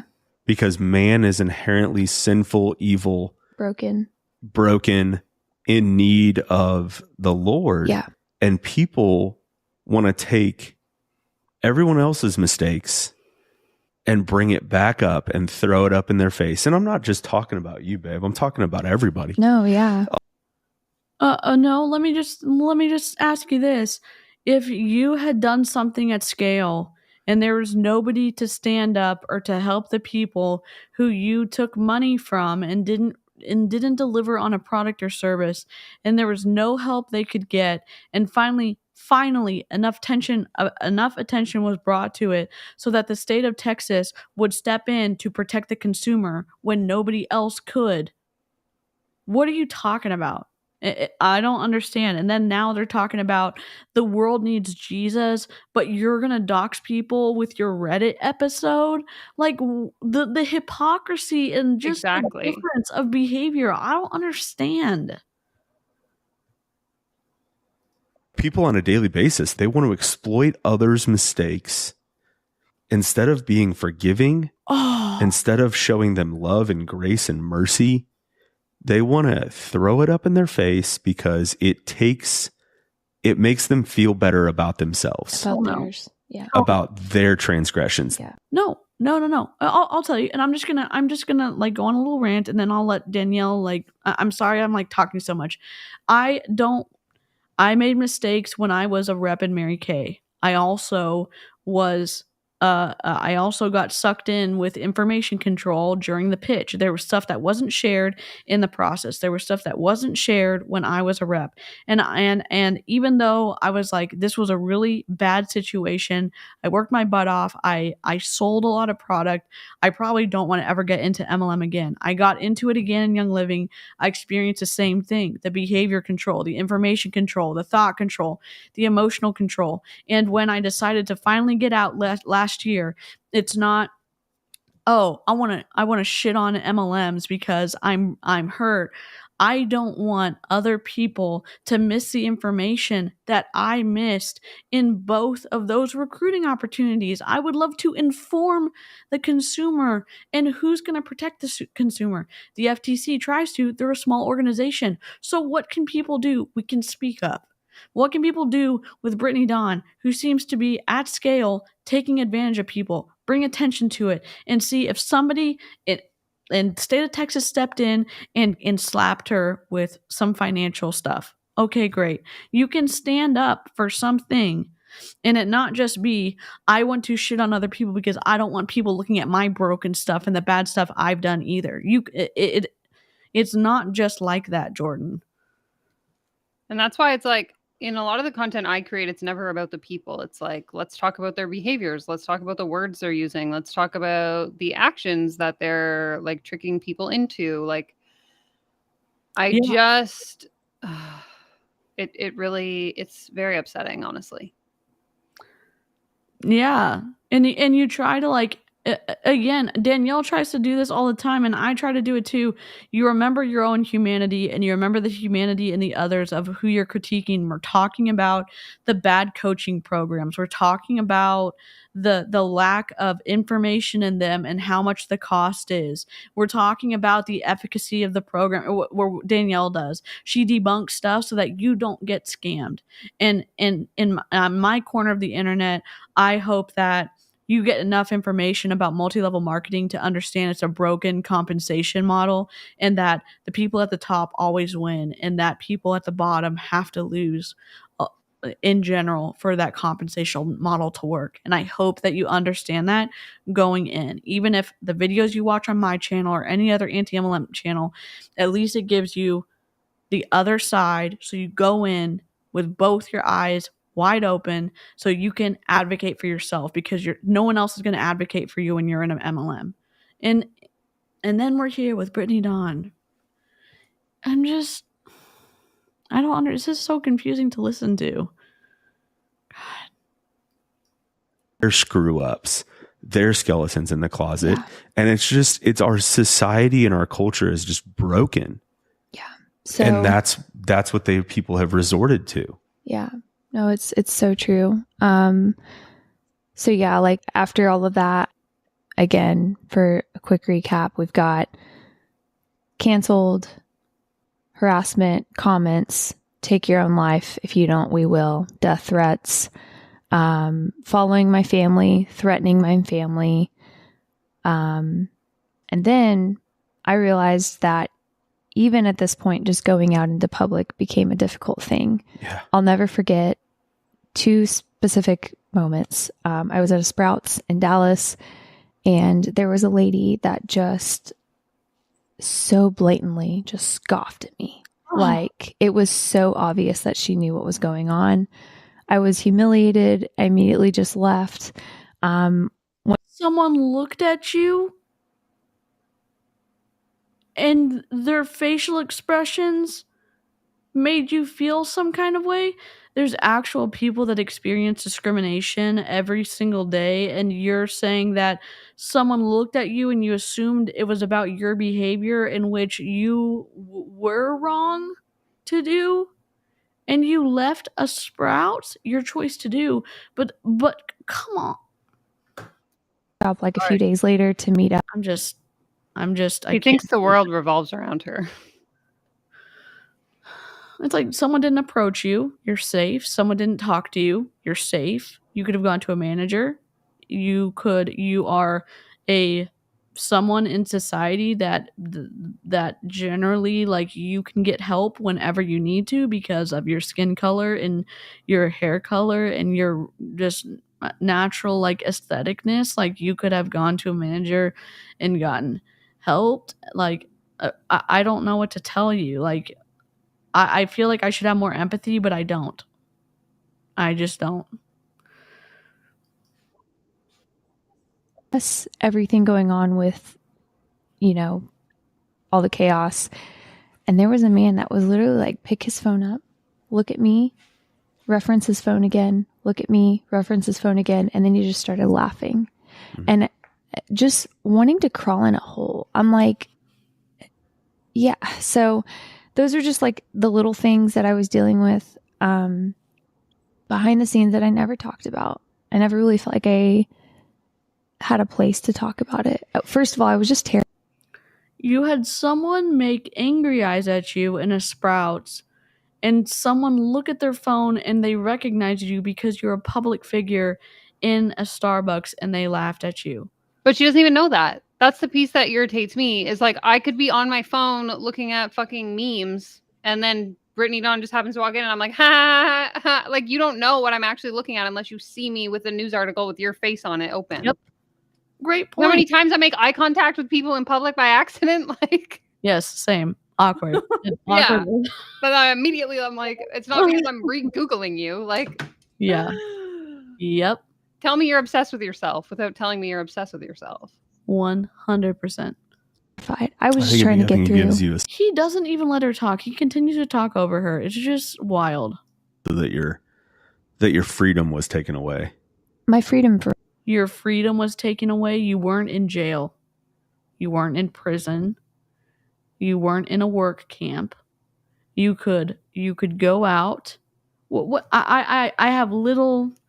I probably am not being as gracious as I can, and I'm very biased about this. I don't know.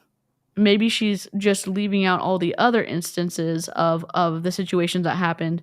But when she says her freedom was taken away, why don't you talk about the people who have been incarcerated wrongly and without evidence or whatever, and that they are in jail or they're in prison and they actually didn't do anything wrong. Their freedom was actually taken away. So I don't know what to tell you. I know that popular celebrities I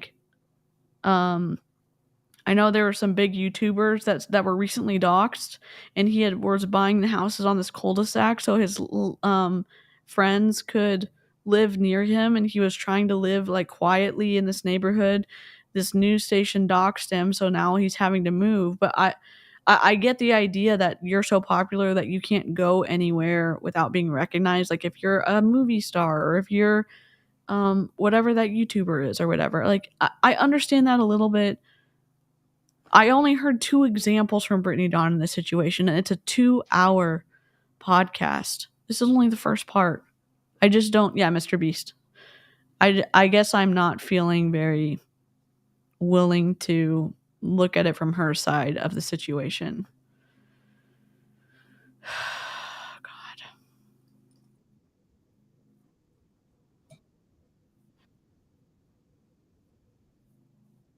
Like going to a coffee shop, going to Sprouts, to the grocery store, to the post office, having that freedom taken away. Yeah. Yeah. It was completely just annihilated. And I know that there's going to be some people that hear this or watch this, and they're going to say, well, you could have made it all go away. You just, you could have deleted all of your social media. You could have made it gone away. Yeah. I love that response. Yeah, that is right. You could have made it all go away by deleting all of your social media. But last time I checked, it is someone's God-given right when born in this country. Oh my! But it only applies to people who praise me. It does not apply to people who want to criticize me for the wrongdoings I have committed. Freedom of expression, but only the expression that pumps me You up. love me. Exactly. Yeah. Wow. Oh my God. God-given right. Give me a freaking break. You should be allowed to have a social media, have an Instagram. We are not in a vacuum. There are consequences for your behaviors. There is a cause and effect of things in any situation. There's I could do something, I can say something, and it could impact someone negatively in the chat, or I could do something in real life and it could impact someone in real life. I don't know what to say. Yes, she could have gotten off social media, but it's her God-given right to express herself however she wants to. But she's also nervous about going to Sprouts because someone glared at her. Oh my God. And not feel like certain freedoms are taken away because you're in you've been canceled, a higher amount of followers, and people have tried to cancel you, and it just. But here's the thing. So that's my argument too. Well, you could have just made it go away if you had gotten off of social media. That doesn't. It does. Here's the thing. I wasn't just canceled. I was harassed. Yeah. I was stalked. I was doxxed. I was threatened. Okay, follow the police reports. Wasn't just canceled. It went so much further than that. It went into our personal life. You weren't canceled. I'm not saying that you weren't doxxed. I'm not saying you weren't harassed. I'm not saying your family wasn't harassed. You weren't canceled. If you were canceled, you would have no followers left on TikTok. You would not continually be growing on YouTube. You would not continually be growing on Instagram. You would not continually be growing on whatever other platform you're on. You're still growing. You know what happens when people get canceled? Their numbers continue to drop so far, and they get ratioed so badly on their likes to dislikes. That's getting canceled. This is not that. Seriously. And I say that as like kindly as I can say it. This is not that. Oh my God. It went into my personal life.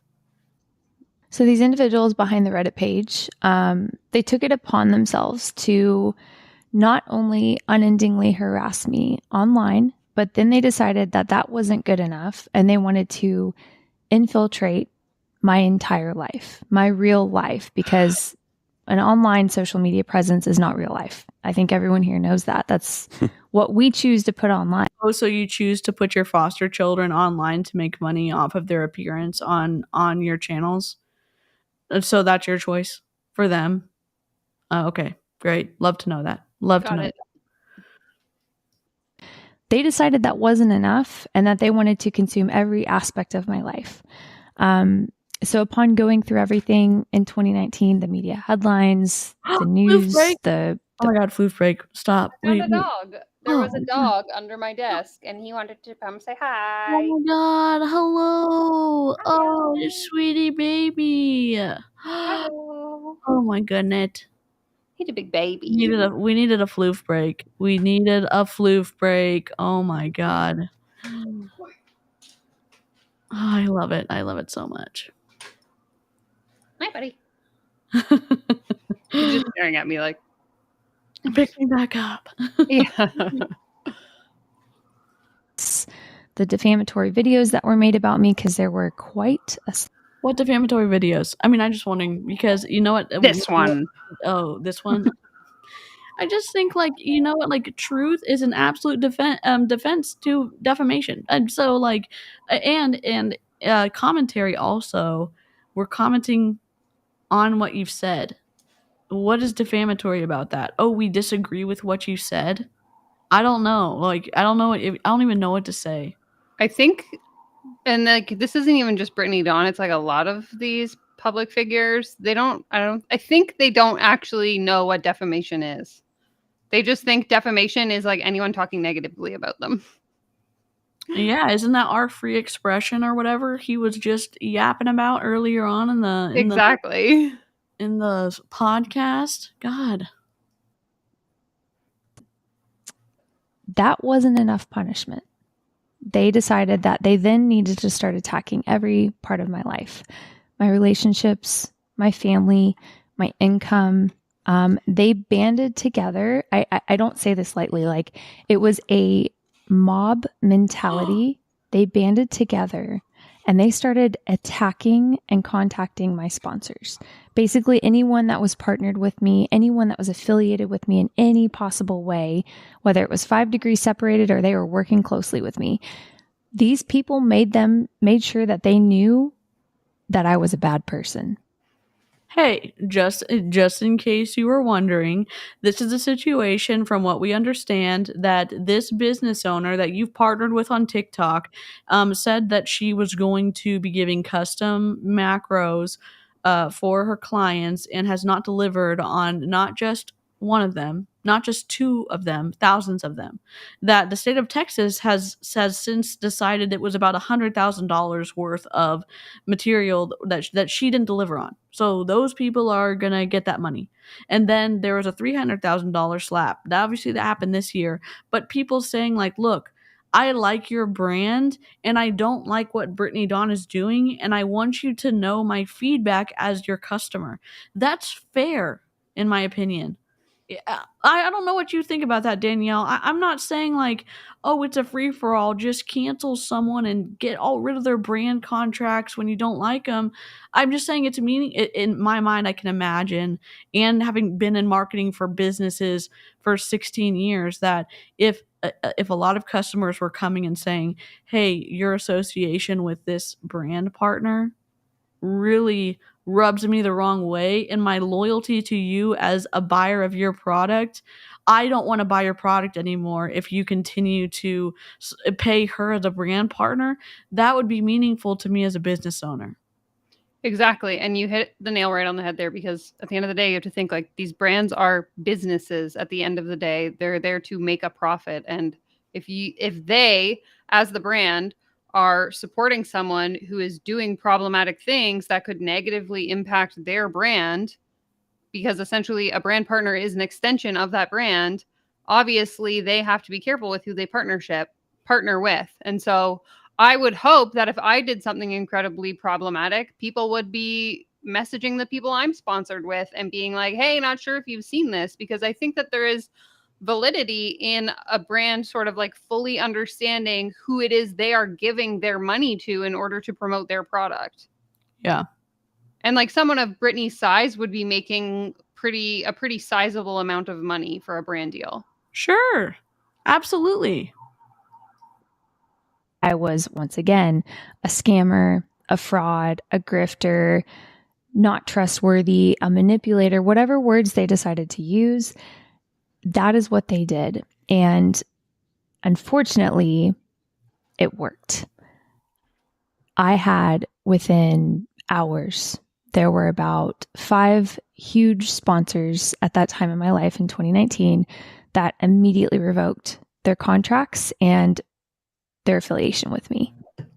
I do want to say one thing, at least in the partnerships I've done, if a brand backs out of the deal before you like complete the contract, you usually still get paid at least a portion of whatever you agreed to. So just a fun fact for people to know. So she makes it sound like, so let's just say she signed a deal for 30 grand. She's making it sound like she lost out on the entire 30 grand. No, if they break contract, you usually get like at least 50% of that. And then you don't have to do the work. So it's like, Yeah. Yep. Didn't know was that this was just the start, and that And that's also, they were talking about being so transparent in the beginning of their podcast. And yet here, she is not being transparent about these broken brand deals where, oh, woe is me. I was cut off. I didn't get to fulfill my contract. And we're hearing from Danielle, who's saying there are clauses in these brand contracts where you do get partially paid out if they back out. Oh, shocker. I'm going to see if I can pull one up and I'll read it. Okay. Do you want me to play it until you find it? Yeah, just keep playing. would be the narrative for the next 4.5 years of my life, and is still to this day, which is a very vulnerable thing to say. I mean, babe, you know that has affected my life, and we'll get to that. It's funny. As I mentioned in the first podcast about the lawsuit, your actions and your mistakes within your business were reviewed for possible criminal charges. Yeah. There were none. No, none. It was a civil. It could have been either one. They just went with the civil. They went with the civil slap on you. So I don't know what to tell you. Oh, it's not criminal, so it's not that big of a deal. I mean, getting sued by the state of Texas, by any state in a civil lawsuit, still a big deal. Getting fined $400,000, kind of a big deal. You know what I'm saying? Like, it's like, oh, we actually didn't really do anything wrong because we were it was a civil case instead of criminal. Okay. Dumb. I did find it, by the way. Cool. So I'll redact names just for my own personal sake, but basically under the pricing clause, there's one that says like brand will pay creator blank amount of money prior to publishing in the event that the approval of content is not given for any reason. Creator will receive 50% of the total fee as termination fee. And that's in like most of the contracts I've signed. That's super good to know. And it just makes fun fact. It is a fun fact, and it's like a ragey fact too, because they were so set on telling us how transparent and open and all this other stuff they were going to be at the beginning of the podcast. And then we just find out more and more and more that they're just hiding. They're making the narrative with the boo-hoo, woe is me. Yeah. Give me a break.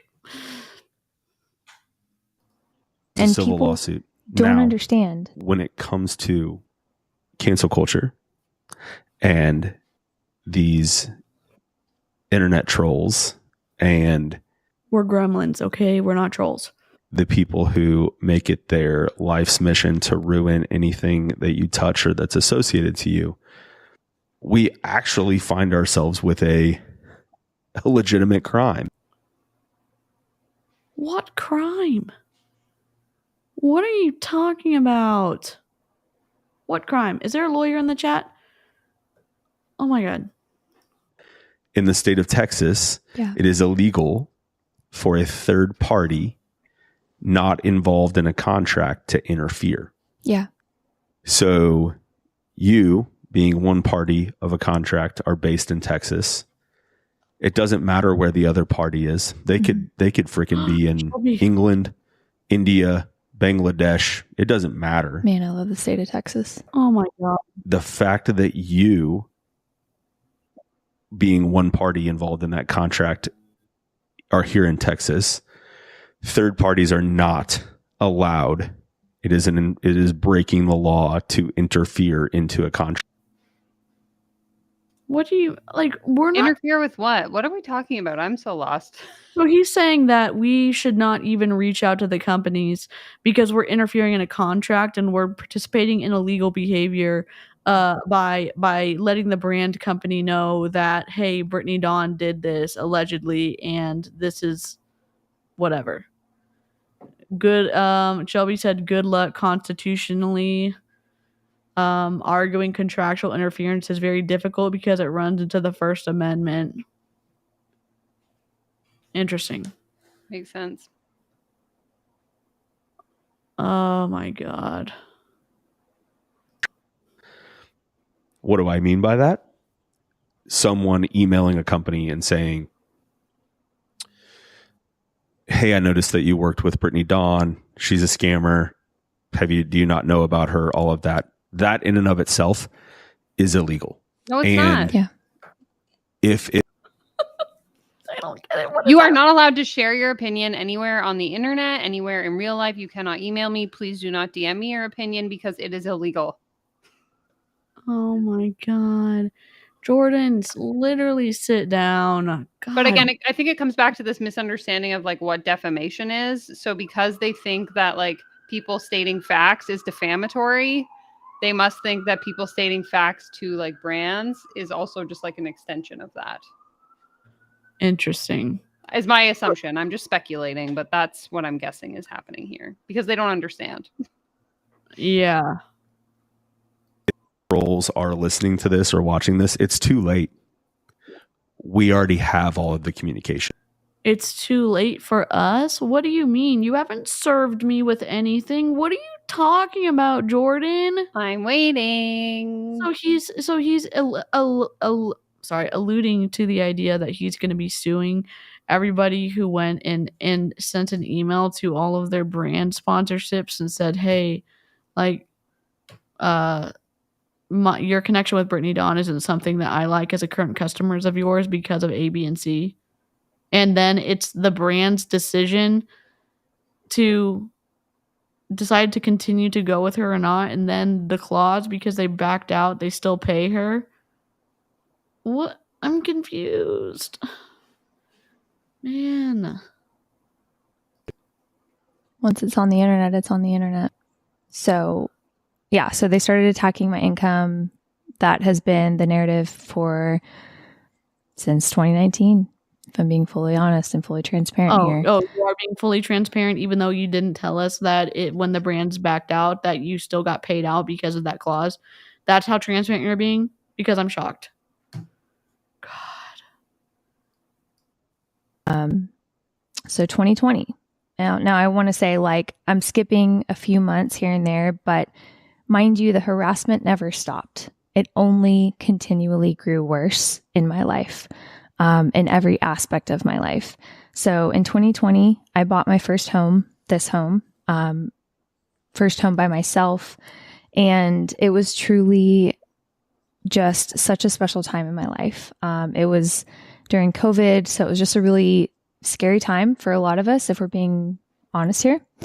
How about you just speak for yourself, Brittany? I think, yeah, it was scary for a lot of people, but why, like, since it's your podcast, like, why don't you just stop speaking for everybody? Because I think we'd all appreciate it. Reddit was absolutely baffled at my purchase of this home. Once again, So it's a flex that she got to buy a home with all of the money that she got from her business and her TikTok and her brand partnerships and her YouTube and everything, and she bought a house, and now she's going in for Reddit.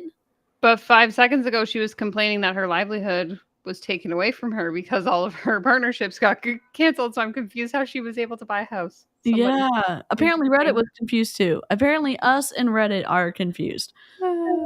wow, a scammer got a home. Wow, did you fraud the real estate agent? Wow, did you fraud the mortgage company? Just all the assumptions. They were absolutely baffled at the fact that a single woman. No, they weren't. Don't make this misogynistic. They were asking because of everything that came out, because I think the lawsuit started in 2019, that if you were being sued civilly by the state of Texas for what you had done with your business, that how much money had you brought in with that? How much money had you brought in with TikTok and YouTube and everything? And if you were losing all these brand contracts and you were, speaking about that openly on all of your social platforms, they were saying, like, I'm sure they were poking as well, but it's not like we're in 2023 now. It's 2020 then. Like, there's been so many people who have bought homes on their own who are not men or people who identify as men or whatever. Like, you know what I'm saying? Like, come on. I think I need a stand-in mod if that's okay, Chelsea. Do you mind? I can make you a mod and then I'll remove you as a mod if that's okay.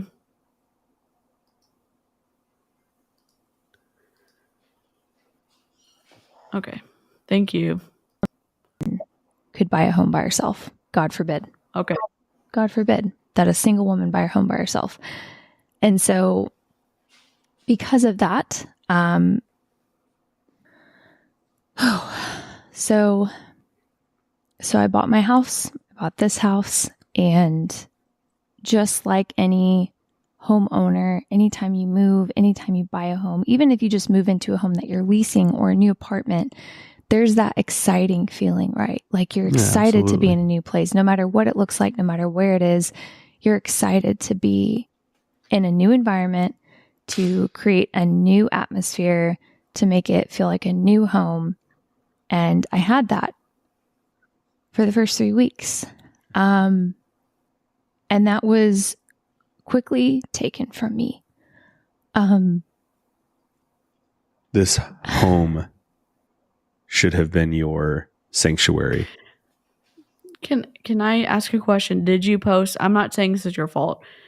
Can I just say, for an internet safety, just a little course really quickly, do not post pictures of your house online. Don't post pictures where there's a reflection in their front door of the house across the street. Please don't leave on geotagging on your photos when you post on social media. Please protect your privacy. And I'm not saying that this is her fault. People should not be doxxed. I'm saying, please rein in your privacy for your safety. Please do it. Especially if you have a platform. I don't care how cool your view is. Don't show it on the internet. Yeah. And your safe place. Yeah. And the place where you could escape from the world. And it hasn't been for the last 3 years. Move. So about 3 weeks after I moved in, I was sleeping in my bedroom. Again, single, hadn't even met Jordan at this point in my life, was by myself. And I was abruptly awoken from a deep sleep. I'm going to let her finish her story. And I'm not going to say that I don't believe her off the bat. The descriptors that she is using to describe the situation make me a little bit, It is just, I'm not saying I don't believe her. I'm just saying my ears are perked up in a bad way because saying I was abruptly awoken from a deep sleep or whatever she said. It's like, maybe she's rehearsed it. Who knows? 1:30 a.m. when a gunshot fired off. And I remember like questioning if I really heard what I just heard. In this situation, if you hear something, and I just want to encourage you, hey, I live at this, call it 911. Hey, I live at this address. I just heard a gunshot. Can you please send someone? And I know that's not an easy choice for everyone based off your ethnicity or your skin color. I get that. I'm saying as a general rule, don't try to figure stuff out yourself, please. You know, when you're coming out of that deep sleep, you're like, there's no way I just heard a gunshot. Like, this is supposed to be a safe place. You live out in the middle of nowhere on land. Was someone like hog hunting? Like, I don't know. And so I remember immediately rolling over and grabbing my phone, and the only camera I had on my house was my doorbell. So I immediately opened Call the police. Oh my God. the camera, and lo and behold, I could hear two men on the front porch saying, "She should know by now that you can't trust anyone." Where's the video? Where's the video? I say this as calmly as I can, and out of, I believe most people, I do. I hope that you filed a police report and that you gave that video and that those people they got in trouble for it. Where's the video? I'm just asking, as someone who seems to post every single piece of her life on the internet, where is that video? Or the police report. Or the police report. I just have questions. And I was so scared. Like, this is really hard for me to even talk about on camera, babe, because, like, I remember dialing 911 Good. immediately, and they immediately said, "Get on the ground." And so I did. I laid next to my bed and I was just shaking. And I'll never forget that dispatcher's voice. Like, she was so calm and she was so gentle with her words. And she just kept saying, "You're going to be okay, sweetie. You're going to be okay." Yeah, dispatchers are the real heroes. And They're she, awesome. Yeah. And she had me, she said, "I need you to bear crawl wherever there's no windows." And she said, "Where is that?" And then I said, "It's my closet." And she said, "Okay, I need you to army/bear crawl in there right now." And so I did. She said, "Don't worry, I have two police officers already on the way." Took them about 10 minutes to get there. And by the time they got there, those men had fled. So you have a Ring doorbell. You gave them the footage. I hope that's what you're going to say next. Unfortunately, being a new build, it was a new build in 2020. I had no fence. The house next to me was still being finished out, so there was no one living next to me. I had no one that I knew in this neighborhood. It's when you met Bob. It's when I met Bob. We have the greatest neighbor. Sweet Bob. One of our neighbors. No one messes with Bob. No. And because Bob, Yes. from his place. He did. And that's why Bob came down. He came and checked. Once the police arrived, he came down and was like, "Are you by yourself?" Yeah. Like, he still talks about that. And Yeah. Bob watched out for Britt until I came into your life. Yeah. I'm not trying to say I don't believe her. I'm just saying that I think it's reasonable to have questions, and I don't wish harm on anyone. I don't wish harm on Brittany Dawn. I'm sorry that this situation happened, and I hope that she had the recording to give to the police so that they could do something about this and stop them from doing it again.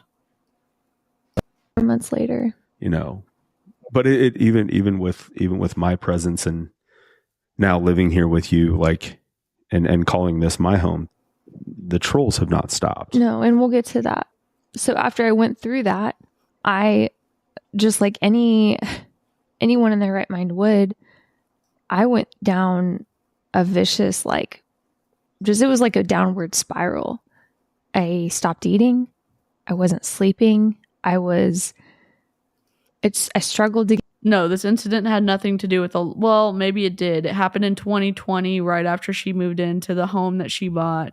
And then someone shot a gun, and she looked on her Ring doorbell camera, and there was 2 guys standing on her porch.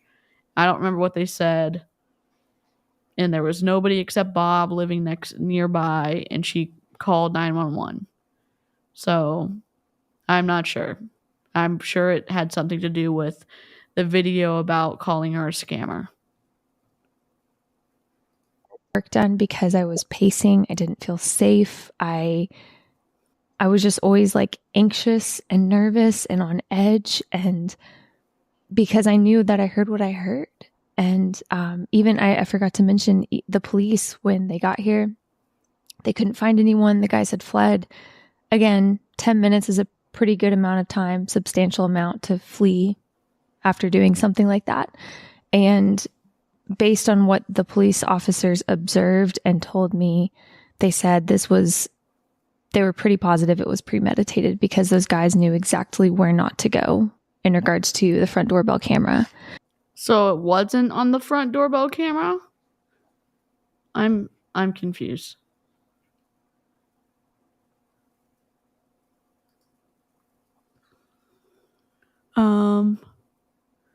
Yes, that, and again, it's, oh God. Yeah, they went around the other side of the house, and that was that. And after that, babe, you know this, like, I love our home.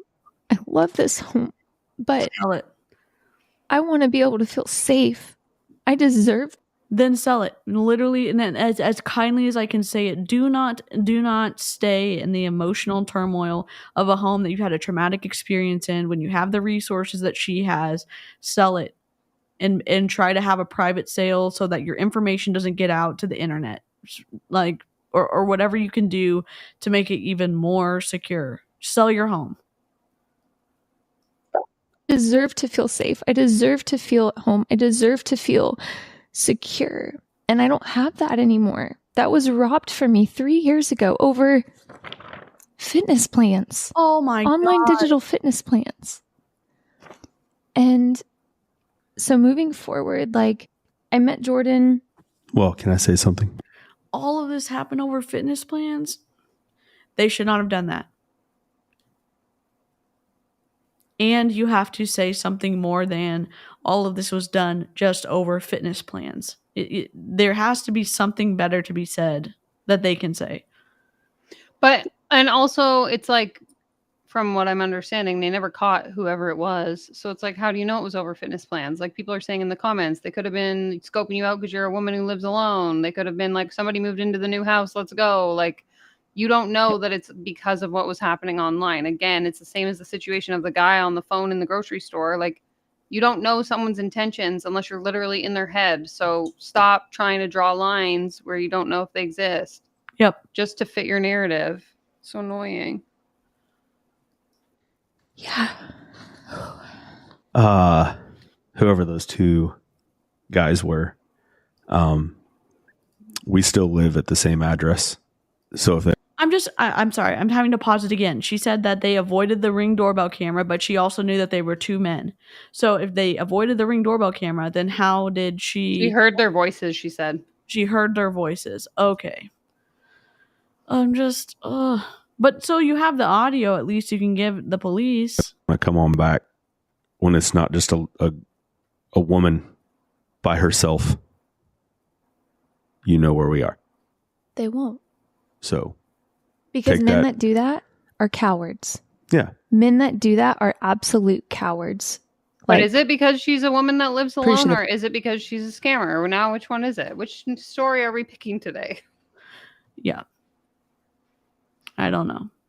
The Bible says something about that, right? Come knock on the door. Somewhere in Proverbs. Like, anyways. The Bible says something about that. Okay, great. Tell us, Brittany. My chest. I've been waiting a while to say that, address that. You were by yourself in a home, a woman, and two men thought that they were going to be heroes. What the fuck are you talking about?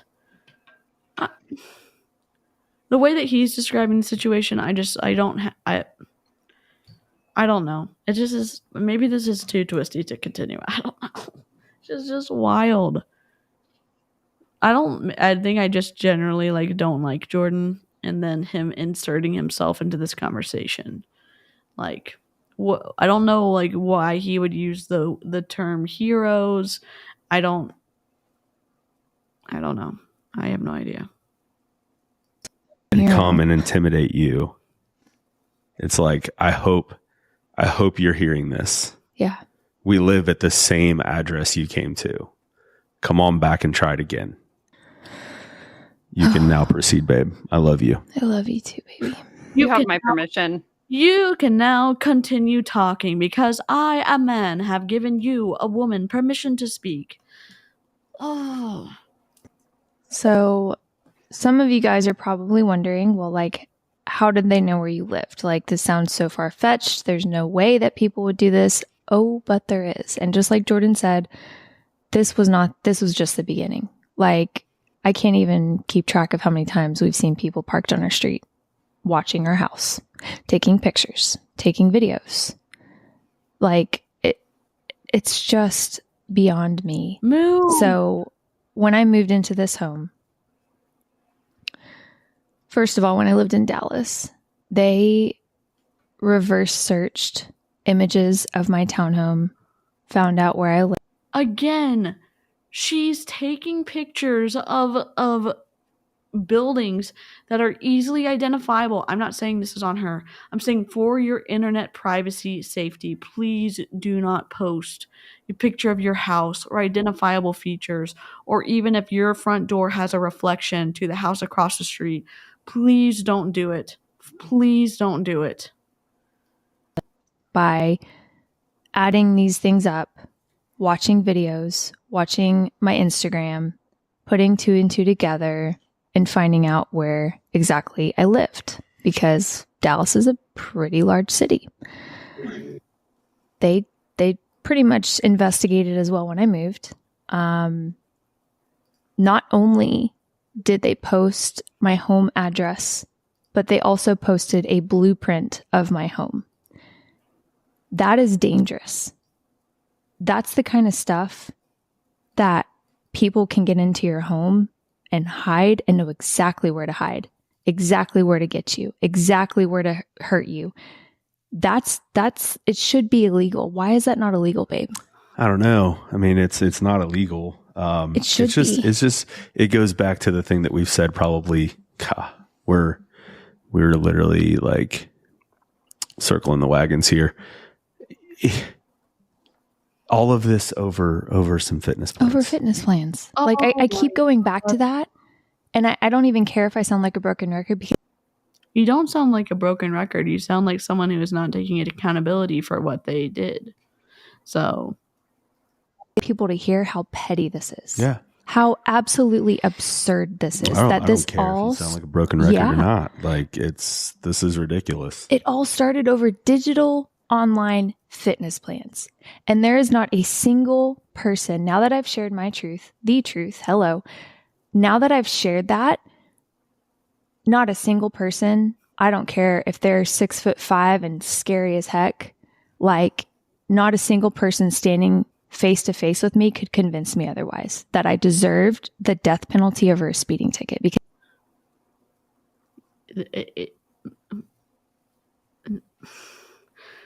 bringing the death penalty into this, the hyperbolic comparisons that she's using, I just don't know what to say.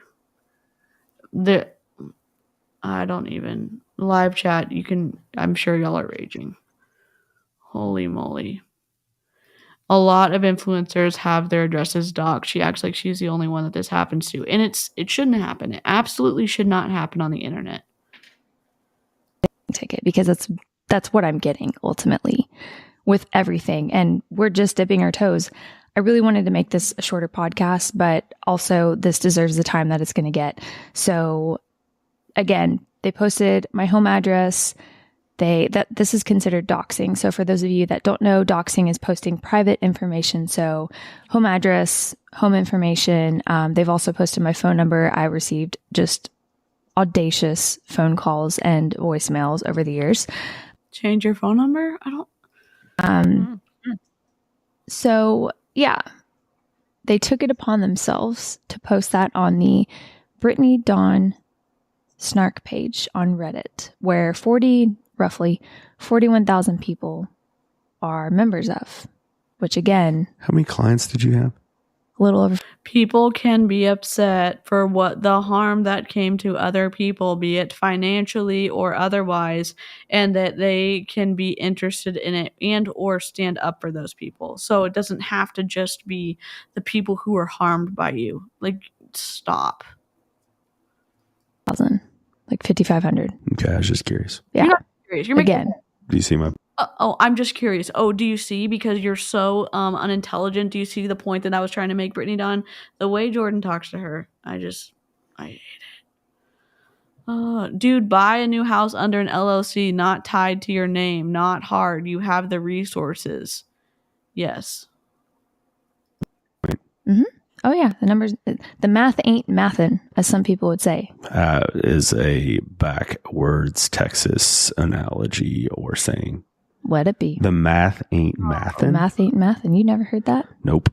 I say it all the time.